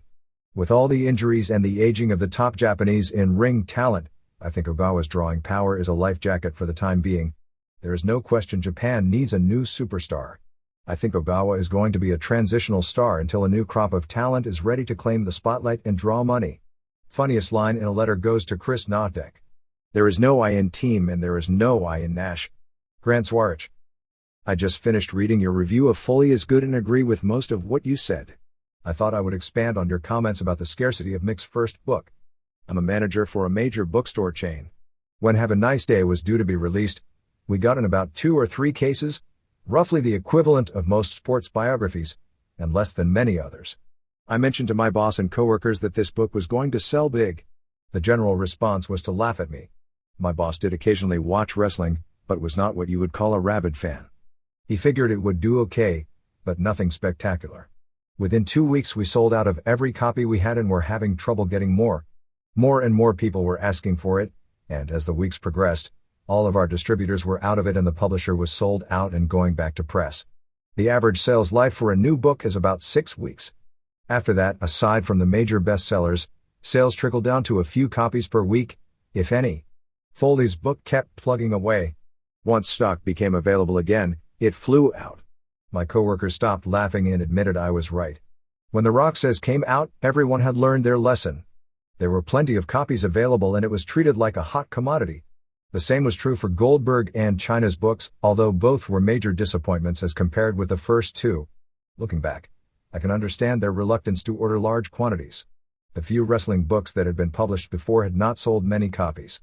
We probably sold a half dozen or so of Ted DiBiase's book, and about as many of Ken Shamrock's, although that book was aimed more at the UFC and martial arts crowd. Ted Lewin had a book aimed at the youth market that did nothing. The first success I saw was the Lou Albano/Burt Sugar Complete Idiot's Guide to Pro Wrestling. Yes, it was crap, but it sold respectably well. Due to Foley's success, my company has been better about ordering wrestling-related titles. We moved a few copies of Amanda Storm's Black Widow, which wasn't bad for an unknown indie wrestler. The book is very entertaining and has the advantage that Storm previously worked as a writer. DDP's book sold a few copies, as did Bret Hart's, although I didn't think much of it. We have gotten in other books designed to cash in on wrestling's popularity, but they don't sell at all. WCW's books from DK Publishing came out 2 years too late. The WrestleMania book was a bomb and is being sold for half off. I returned all our copies the day after the pay-per-view, figuring, rightly, that nobody would care anymore. I only kept 3 copies. We still have all 3. In all, what Foley has proven is that there is a good market for good wrestling books, and that he is a talented writer. Walmart's ban of his Christmas book was our gain. We moved tons of them. His Halloween book will probably be another winner. Now if only someone would publish and nationally distribute Hooker and Pure Dynamite, I would be very happy. Jeff Nettleton. As I read Mick Foley's new book, I was disturbed that he continued to take shots at Ric Flair. Even when he thanks Flair for appearing at the Brian Hildebrand card, he adds that his lambasting of Flair in the last book was tough but fair. Foley makes certain to tell us that Flair now hates his guts, page 207, because of the last book, while he, lovable Mick, no longer has any ill will toward him. Foley is angry that, as Booker, Flair didn't push Cactus Jack to the top of the card. However, I don't see how, in the wrestling environment of 1989-90 when Flair was Booker, Cactus could have made it as a top star in either the WWF or WCW. I was a devoted viewer of WCW during Cactus time there. If they had put him in the main event mixed with Ric Flair, Great Muta, and Ricky Steamboat, I would have likely turned the show off. I just don't think that in 1989 or 1990 the average fan of mainstream American wrestling was prepared for him as a main eventer. I know I certainly wasn't, and neither were my friends. Foley's lack of success in his first WCW run was, I think, not due to Flair, but due to the realities of mainstream American wrestling at that time. As for Flair unjustly keeping himself on top, Foley fails to address two important points. 1. Who was the best worker in the company at the time? The answer is, of course, Flair. 2. Who else could they have used as the company's top wrestler at the time? Sting. His 1990 title reign was a failure. Luger. The thought makes me cringe. Shane Douglas. I'm being sarcastic here. I'll never forget the Great American Bash in 1991 and the "We Want Flair" chants. It's very ironic that Foley writes a testimonial to the greatness of a man who compared his wife to Robin Givens, even as he expends such energy attacking the man who is considered by many to be the best all-around performer in the history of pro wrestling, and a man who spent his entire career making mediocre wrestlers look good. The sad thing about it is that for newer wrestling fans, Ric Flair is not known as the greatest wrestler of modern times as much as he's known as the antagonist of Foley's autobiography, the jerk who for years tried to sabotage our hero's career. Very sad. Tim Drake. I read Mick's new book over the weekend and really enjoyed it. If they could get Iron Sheik to do a cameo on the audiobook, I'd be more than happy to pay $20 to see it. I'd also like to recommend a couple of others wrestling books. Everybody Down Here Hates Me by Pat Barrett and The Wrestling by Simon Garfield. Barrett's book isn't very open about what wrestling is, but is entertaining. He changes many of the names, but I think many of us can figure out who the gay promoter in Georgia and Australia is and the small British wrestler who did a day gimmick and we learn also made porn movies in his home. The Wrestling is a look at the history of British wrestling. I'm not sure how accurate it is, but it's a pretty good overview. On an unrelated note, there have been several references to the delayed payment related to pay-per-view events and how it would affect annual earnings. As an accountant, this bothers me every time I see mention of it. Generally speaking, revenue is recognized when it is earned, not when the payment is received. So the time delay would have no effect on revenue in regards to corporate earnings. It would on cash flow, but that's a different subject. I suppose it's possible that accounting for pay-per-view revenue could be different, but I can't see any reason for it. Jason Campbell. Jeff Hardy. Your commentary on the Jeff Hardy situation was right on the money. I absolutely couldn't believe my eyes while watching the Triple H vs. Jeff Hardy match on the April 16th Raw. After all, what is giving a young wrestler a major title for 4 days? Really 6? Accomplished in the first place? That's now how superstars are to be pushed and taken to the next step. Vince McMahon, much less Jim Ross, should understand this better than anyone except perhaps Riki Choshu, Tatsumi Fujinami, and Antonio Inoki. There's a lot of irony to all this. In early 1995, when Paul Levesque was on his way out of WCW, he bitched and moaned about having to put Mark Marrow, then known as Johnny B. Bad, over on house shows, a thing that is expected when a wrestler is leaving for the opposition. And who could ever forget the infamous tirade Steve Austin went on later that year on ECW, complaining about how younger guys weren't allowed to get over in WCW, basically giving the old analogy of the inmates taking over the asylum. Here we are, 6 years later, and instead of Austin and Triple H learning from how they were treated, they've become the very same people they so despised not all that long ago in Atlanta. The excuse they are just looking out for themselves is utter garbage. As Mick Foley and Ric Flair are testament to, you can put others over and do the right thing, and still be financially well off and highly regarded in the eyes of the fans. I'm becoming disgusted with the WWF and their booking of late, because they should have learned from the mistakes of WCW when it comes to the fact younger talent is the lifeblood of a company, and using the established superstars to legitimate the younger wrestlers in the fans' eyes as stars, like Razor Ramon putting over 1-2-3 Kid, Bret Hart putting over Steve Austin and Cactus Jack putting over Triple H for 2 months in a row. To a certain degree, it's sort of reminiscent of New Japan failing to elevate Takashi Iizuka and Akira Nagami in 1992, even though both were tremendous workers. The issue of charisma in the Form's case isn't valid, as plenty of workers were pushed to the moon regardless of personality.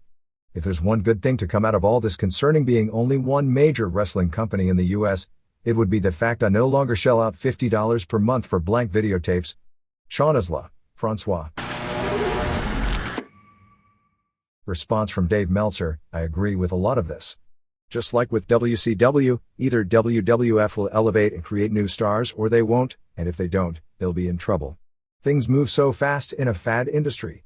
Read The Observer in January 1999 and you'll realize it's just over 2 years ago, but it's a totally new generation. While I agree Hart put Austin over, and in fact did so in a match that Hart won, and Cactus made Triple H from a star to a superstar, Razor putting over 1-2-3 Kid was the exact same thing Triple H did with Jeff Hardy, except that 1-2-3 Kid went from jobber to prelim guy because he was a nobody, while Jeff went from high mid-carder to a slightly weaker high mid-carder spot by getting his win. Both wins were portrayed as flukes all the way across the board. There is a big difference between laying down for a 1-2-3 and putting someone over. Scott Hall was the expert at laying down for the 3, but not putting anyone over. Remember what huge stars people like Jericho and Hector Garza became in WCW after scoring clean pins on Nitro over Hall? Only difference with 1-2-3 Kid is he made better friends than they did, and became a big star in WCW based on the gravitational pull from his friends and the timing of his jump to WWF after being fired in the hottest point of a wrestling war. Not to knock his talent, because he has talent, but talent alone doesn't make a 200-pound guy in this business a star. Wahoo McDaniel. I'd say Wahoo McDaniel is a close call for the Hall of Fame, but I'd put him in. In his prime he was a good worker, decent on the mic, and drew money everywhere he wrestled. Pretty much what you'd want as a pro wrestler. There was sort of an Elvis thing with him. You have to specify between the young in shape Wahoo or the old, fat immobile Wahoo. In the 60s, when he was still active in the NFL, Wahoo could move around the ring very well. He did 60 minutes with Johnny Valentine, Gene Kiniski and Dory Funk Jr. Even the old fat Wahoo somehow managed to take a green and incredibly oafish Lex Luger and put him over as a monster heel. If it isn't enough of the Hall of Fame, it should at least win him a Ric Flair Order of Merit. For better or worse, Wahoo was also a pioneer of hardcore blood matches. Blade jobs were pretty common in Florida in the 60s, but Wahoo was an exceptional bleeder even by our depraved Eddie Graham versus Boris Malenko standards. I wouldn't go to the mattress over putting him in the Hall of Fame, but if a guy like Bruiser Brody is in, I think Wahoo should be too. Larry Stevenson. Response from Dave Meltzer: seriously, Brody? That's a no-brainer if ever I heard one. Headliner in every territory and big draw in most places. When they did the poll this year of active Japanese wrestlers, Brody got the most votes as the best foreigner in the history of wrestling in that country. WWF. The jokes comparing WWF to WCW are endless, but there is nothing funny about it, at least if one cares about the future of pro wrestling in North America. The nouveau teases dissension only to fool us at the end of the program. Right out of the WCW 101 Ways to Fool Yourself Out of the Wrestling Business Handbook. Boy, they've been making some good use out of that handbook. What happened to the winning WWF formula of 2000? Great wrestling. Realistic storylines that don't insult the fans' intelligence with a little bit of comedy thrown in. The silly action-adventure storylines won't increase ratings. They kill territories. The fringe fan base of 1999 is gone. The fans of today are fans because they've grown to enjoy wrestling, not implausible storylines that kill one's suspension of disbelief. Business is down, so they're off to the time-honored Russo tradition of gimmick binging. A chain match. As for Benoit and Angle, I'm dumbfounded. Benoit and Jericho had a fantastic ladder match in January that was never even refereed to the next night. Triple H and Austin had the gimmick 2 out of 3 fall different stipulation match in February, so why dip into the same well so quickly? The ladder match draws on pay-per-view when done correctly because it's done so infrequently. When used as a third fall stipulation, it not only devalues the novelty of the match, but also makes no sense. What was wrong with an I Quit match? I can sympathize with the fact that everyone in the WWF is ridiculously overworked, but the WWF is the bread and butter of WWFE, which makes all the outside projects possible. The fact the majority of the fan base is seeing a problem with the product should alert everyone that changes are necessary. I know it doesn't matter what any fan thinks because we've never taken a bump, and most of us are probably too short to get noticed in airports, but without fans, who will buy China's next book? Nilton Fernandez. I felt that even though the last year of WCW was horrid, there was still a sense of competition between the two groups. I felt that Vince would do whatever had to do to embarrass WCW, which didn't take much, and make his product the best on television. The upper echelon of WCW was doing whatever they could to survive. Therefore, we saw a lot of off-the-wall booking, and strange storylines, that made absolutely no sense. But they would do anything to get people to tune in and stay tuned in. Unfortunately, as we all know, they weren't successful. I believe the competition kept things fresh and spontaneous, and that competition breeds creativity, and also keeps the brain trust aware that the viewing audience has the remote control. Now that we have one product, I don't watch anymore. With the relaunch of WCW nearing, yes, I will watch to see what they will do. Hopefully they can put together a scenario that would mirror the NWO format with the two companies. Otherwise, I'll have my remote control ready to zap them off. Name withheld because of longtime front office employee in industry. I used to regularly watch WCW and WWF up until the past few months. I didn't order WrestleMania, Backlash or Judgment Day because I've been disgusted with the WWF. I haven't watched the TV either. However, I did tune in on May 21st and was glad I did. Great main event. The three big problems. 1. Steve Austin's heel turn. I thought this was the dumbest thing they could have possibly done. Maybe Vince Russo was secretly booking. The fans are booing The Rock. He's taking time off to film a movie all summer. So let's turn Austin heel? I'm one of those fans you wrote about. I was brought into WWF fandom by Steve Austin in 1996-97. He consistently was making his heel opponents, Benoit, Triple H, Angle, look good once he got healthy again. He was brought back to a huge babyface push. They wasted not just the last year of storylines, but his whole rebel mystique. Just for a stupid heel turn meant only to swerve and to do something different, and not for any intelligent reason. Talk about killing the golden goose. 2. Sick of Triple H and all the top storylines. I never thought much of him even when he was a mid-carder. I don't mind watching him wrestle and his entrance music is the best in the industry in years, but it's just overkill. When he became tag team partner of Austin after Mania, that was the last straw for me. 3. Not pushing the young guys. Why did we have to wait this long for Benoit and Jericho to be put over the main eventers? This should have happened a year ago. Correct me if I'm wrong, but weren't the buy rates pretty damned good when Angle was headlining as champion? Name one example where putting the strap on a non-main eventing guy who could work hurt the company. Chris Paitila. Response from Dave Meltzer, Ron Garvin, Jeff Jarrett. The relaunch does interest me, although it's highly dependent on what they do.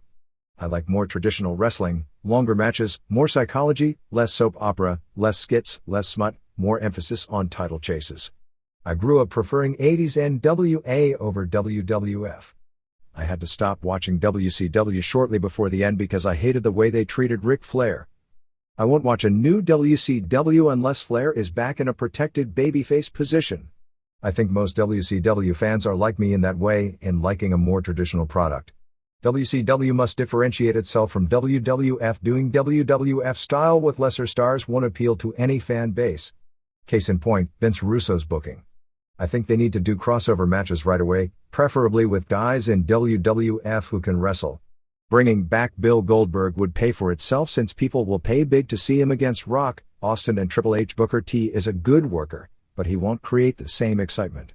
And please leave Kevin Nash and Scott Hall at home. I won't even mention Hulk Hogan since it appears nobody is foolish enough to consider bringing him in, but he's instant death. Peter Fursey. I want to address an issue regarding the WCW relaunch, and it's a point I'm surprised I haven't seen brought up. As has been stated, the WWF is currently overhauling WCW. New graphics, new logos, a new set, new production values, new everything. More importantly, new writers, bookers, announcers, and talent. Changes are going to be made as we know they have to be. However, the one change that isn't being made is the name WCW. Is WCW a well-known brand name? Yes, it is. But the name WCW brings along with it a certain stigma. WCW for the past 3 years has grown to represent loser wrestlers, loser ideas, and a loser company. I believe the WWF needs to completely eradicate the lingering bad memories of WCW by erasing the name. I don't have a catchy new name, and it's not an easy task to come up with one. It is imperative WWF ensures its fans this new organization will not, in any way, shape or form, be connected to what WCW represents in everyone's minds. What better way to do that than change the name completely? WCW is a brand name, just like the Edsel. George Guida. I was a pretty hardcore WCW fan. I watched both WCW and WWF for a while, but quickly grew tired of the McMahon family variety show and all the paper-thin shock value crap that went along with it. I still try to keep up, but I just have no interest in sitting through watching Raw or SmackDown.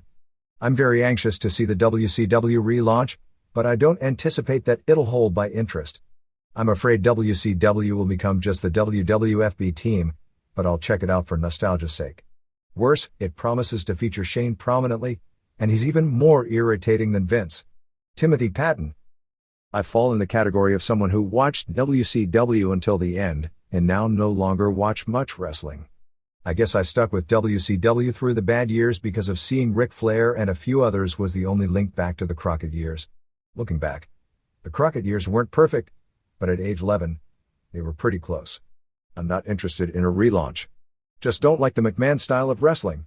Without any real competition, I'm concerned the pro wrestling business is in real trouble. To bring me back as a fan would be difficult. I don't see any American companies putting together programs like Flair Steamboat or Rock and Roll vs. Midnight. I'd be interested in work rate-oriented matches with psychology. I'm 24, which is supposedly the demographic that isn't supposed to like that brand of wrestling. I'm looking for a wrestling show with wrestling. Not a 15-minute interview that starts every show. Not 3-minute matches. Not baseball bats and sledgehammers. Given a choice, I'd rather watch Pride. Chris Gerstner. Response from Dave Meltzer: what was the Benoit and Jericho vs. Austin and Triple H match? Admittedly, they don't have matches like that every week. But in the early part of the year with Angle, Rock, Austin, Triple H and Benoit on top, they had them probably far more often than Crockett did with the old usual squash and interview format. I used to watch WCW and WWF. I preferred WCW, that's when it was good. The late 80s and early 90s were great. Rivalries like Flair Steamboat, Flair Sting, Road Warriors Midnight just don't exist anymore. The NWO was a great idea until it got carried away. Kevin Nash and Scott Hall actually saved WCW. I think pushing Ric Flair and Hulk Hogan when they were past their primes was a mistake. I think for wrestling to flourish, they need to strengthen WCW and feud with WWF. They should allow guys like Benoit, Jericho, Lynn, Rhino, Justin Credible, Guerrero and Van Dam to headline. They may need to send someone like Triple H, Rock or Angle to WCW to get it started, but they really need to bring in Goldberg, ultimately leading to Goldberg vs. Austin. Chris Makata. Gia Girls. Listening to your comments on the Ayata show, it's not really true to say the movie Gia Girls portrays wrestling as real. The film has no narration, so it's not like the filmmakers actually state a view on it one way or the other. Having said that, I was at the screening at the Edinburgh Film Festival last year, and they did a Q&A with the directors afterwards. It was painfully obvious that Gia had worked the directors, and they had fallen for large chunks of it. They knew that most wrestling matches were fixed but seemed to think some of the matches were legitimate, depending upon the match style and whether the matches were for prize money. Yes, these poor souls actually believed the prize money in Angles was real. None of this really undermines the film, although it does mean a few training scenes plainly have a different meaning to the viewer than they will to the director. They seem to have bought into an obviously staged training session with the trainer no-selling all the rookies' offense, for example. Mind you, a lot of the people I saw it with seemed to buy into it as well. The film is worth seeing, but as you say, the fact that the directors were unable to recognize even the most glaring work makes it all a bit suspect. Paul O'Brien. X-Axis Reviews. Pro Wrestling in High Schools. In response to Max Payne's suggestion that pro wrestling be incorporated into high school sports, here are the top 10 reasons why this will never happen. 10. When anyone gets in trouble and is sent to the principal's office, they can claim it was all a work. 9. Kids would sign loser leaves the school matches and actually honor the stipulation. 8. Titantrons are too expensive for the athletic department's budget. 7. Administrators would get concerned when the average weight of males increased by 30 pounds. 6. Faculty would fear that misspelled signs in the crowd would hurt their image and credibility. 5. Phone calls about my kid isn't jobbing to such and such's kid would become too counterproductive. 4. It's too hard on students to worry about selling an injury all day long, in class, at lunch, and when walking in the halls. 3. Students don't want to be referred to as jobbers or ring rats.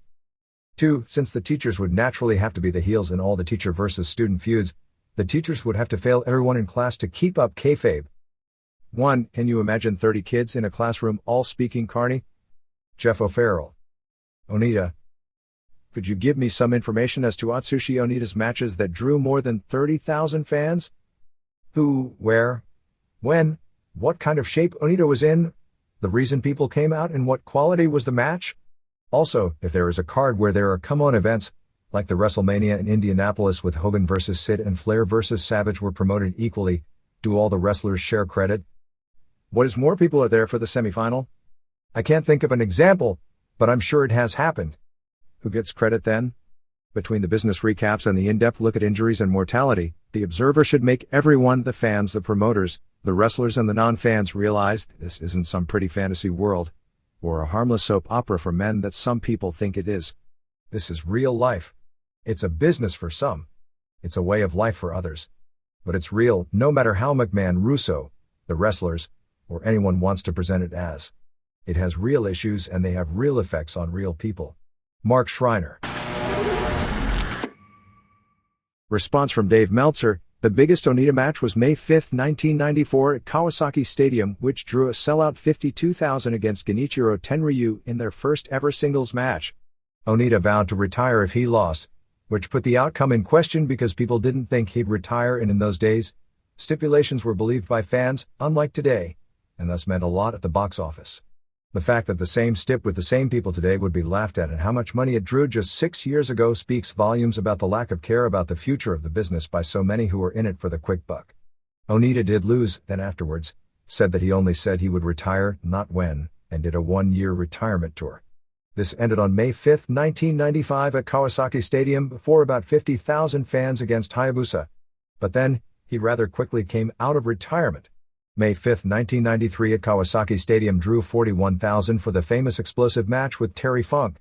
The gimmick was still new and the idea of Onita facing his teacher and mentor was a huge draw. September 28, 1997 in the same building drew about 40,000 for Onita vs. Yukihiro Kanemura. That show had a strong undercard. August 22, 1993 at Osaka Baseball Stadium drew 36,233 for Onita vs. Mr. Pogo, which drew because Onita was a hot mainstream item and the explosive match was something new. September 23, 1991 at Kawasaki Stadium was headlined by Onita vs. Tarzan Goto, which was one of the first explosive barbed wire matches. September 19, 1992 at Yokohama Baseball Stadium, which drew 30,000, was Onita vs. Tiger Jeet Singh in an explosive match. Singh was a legend in Japan for his matches in the 70s against Antonio Inoki, so at that point, he was the biggest name opponent Onita had faced. August 28, 1999 at Tokyo Jingu Stadium was Onita vs. Great Muta, which was Muta's first explosive match where Onita, as Great Nita, faced the guy he stole the gimmick from. That match was so horrible it's beyond description. They announced 48,000, but I think the real number was probably closer to 35,000. This is the Pro Wrestle Machine,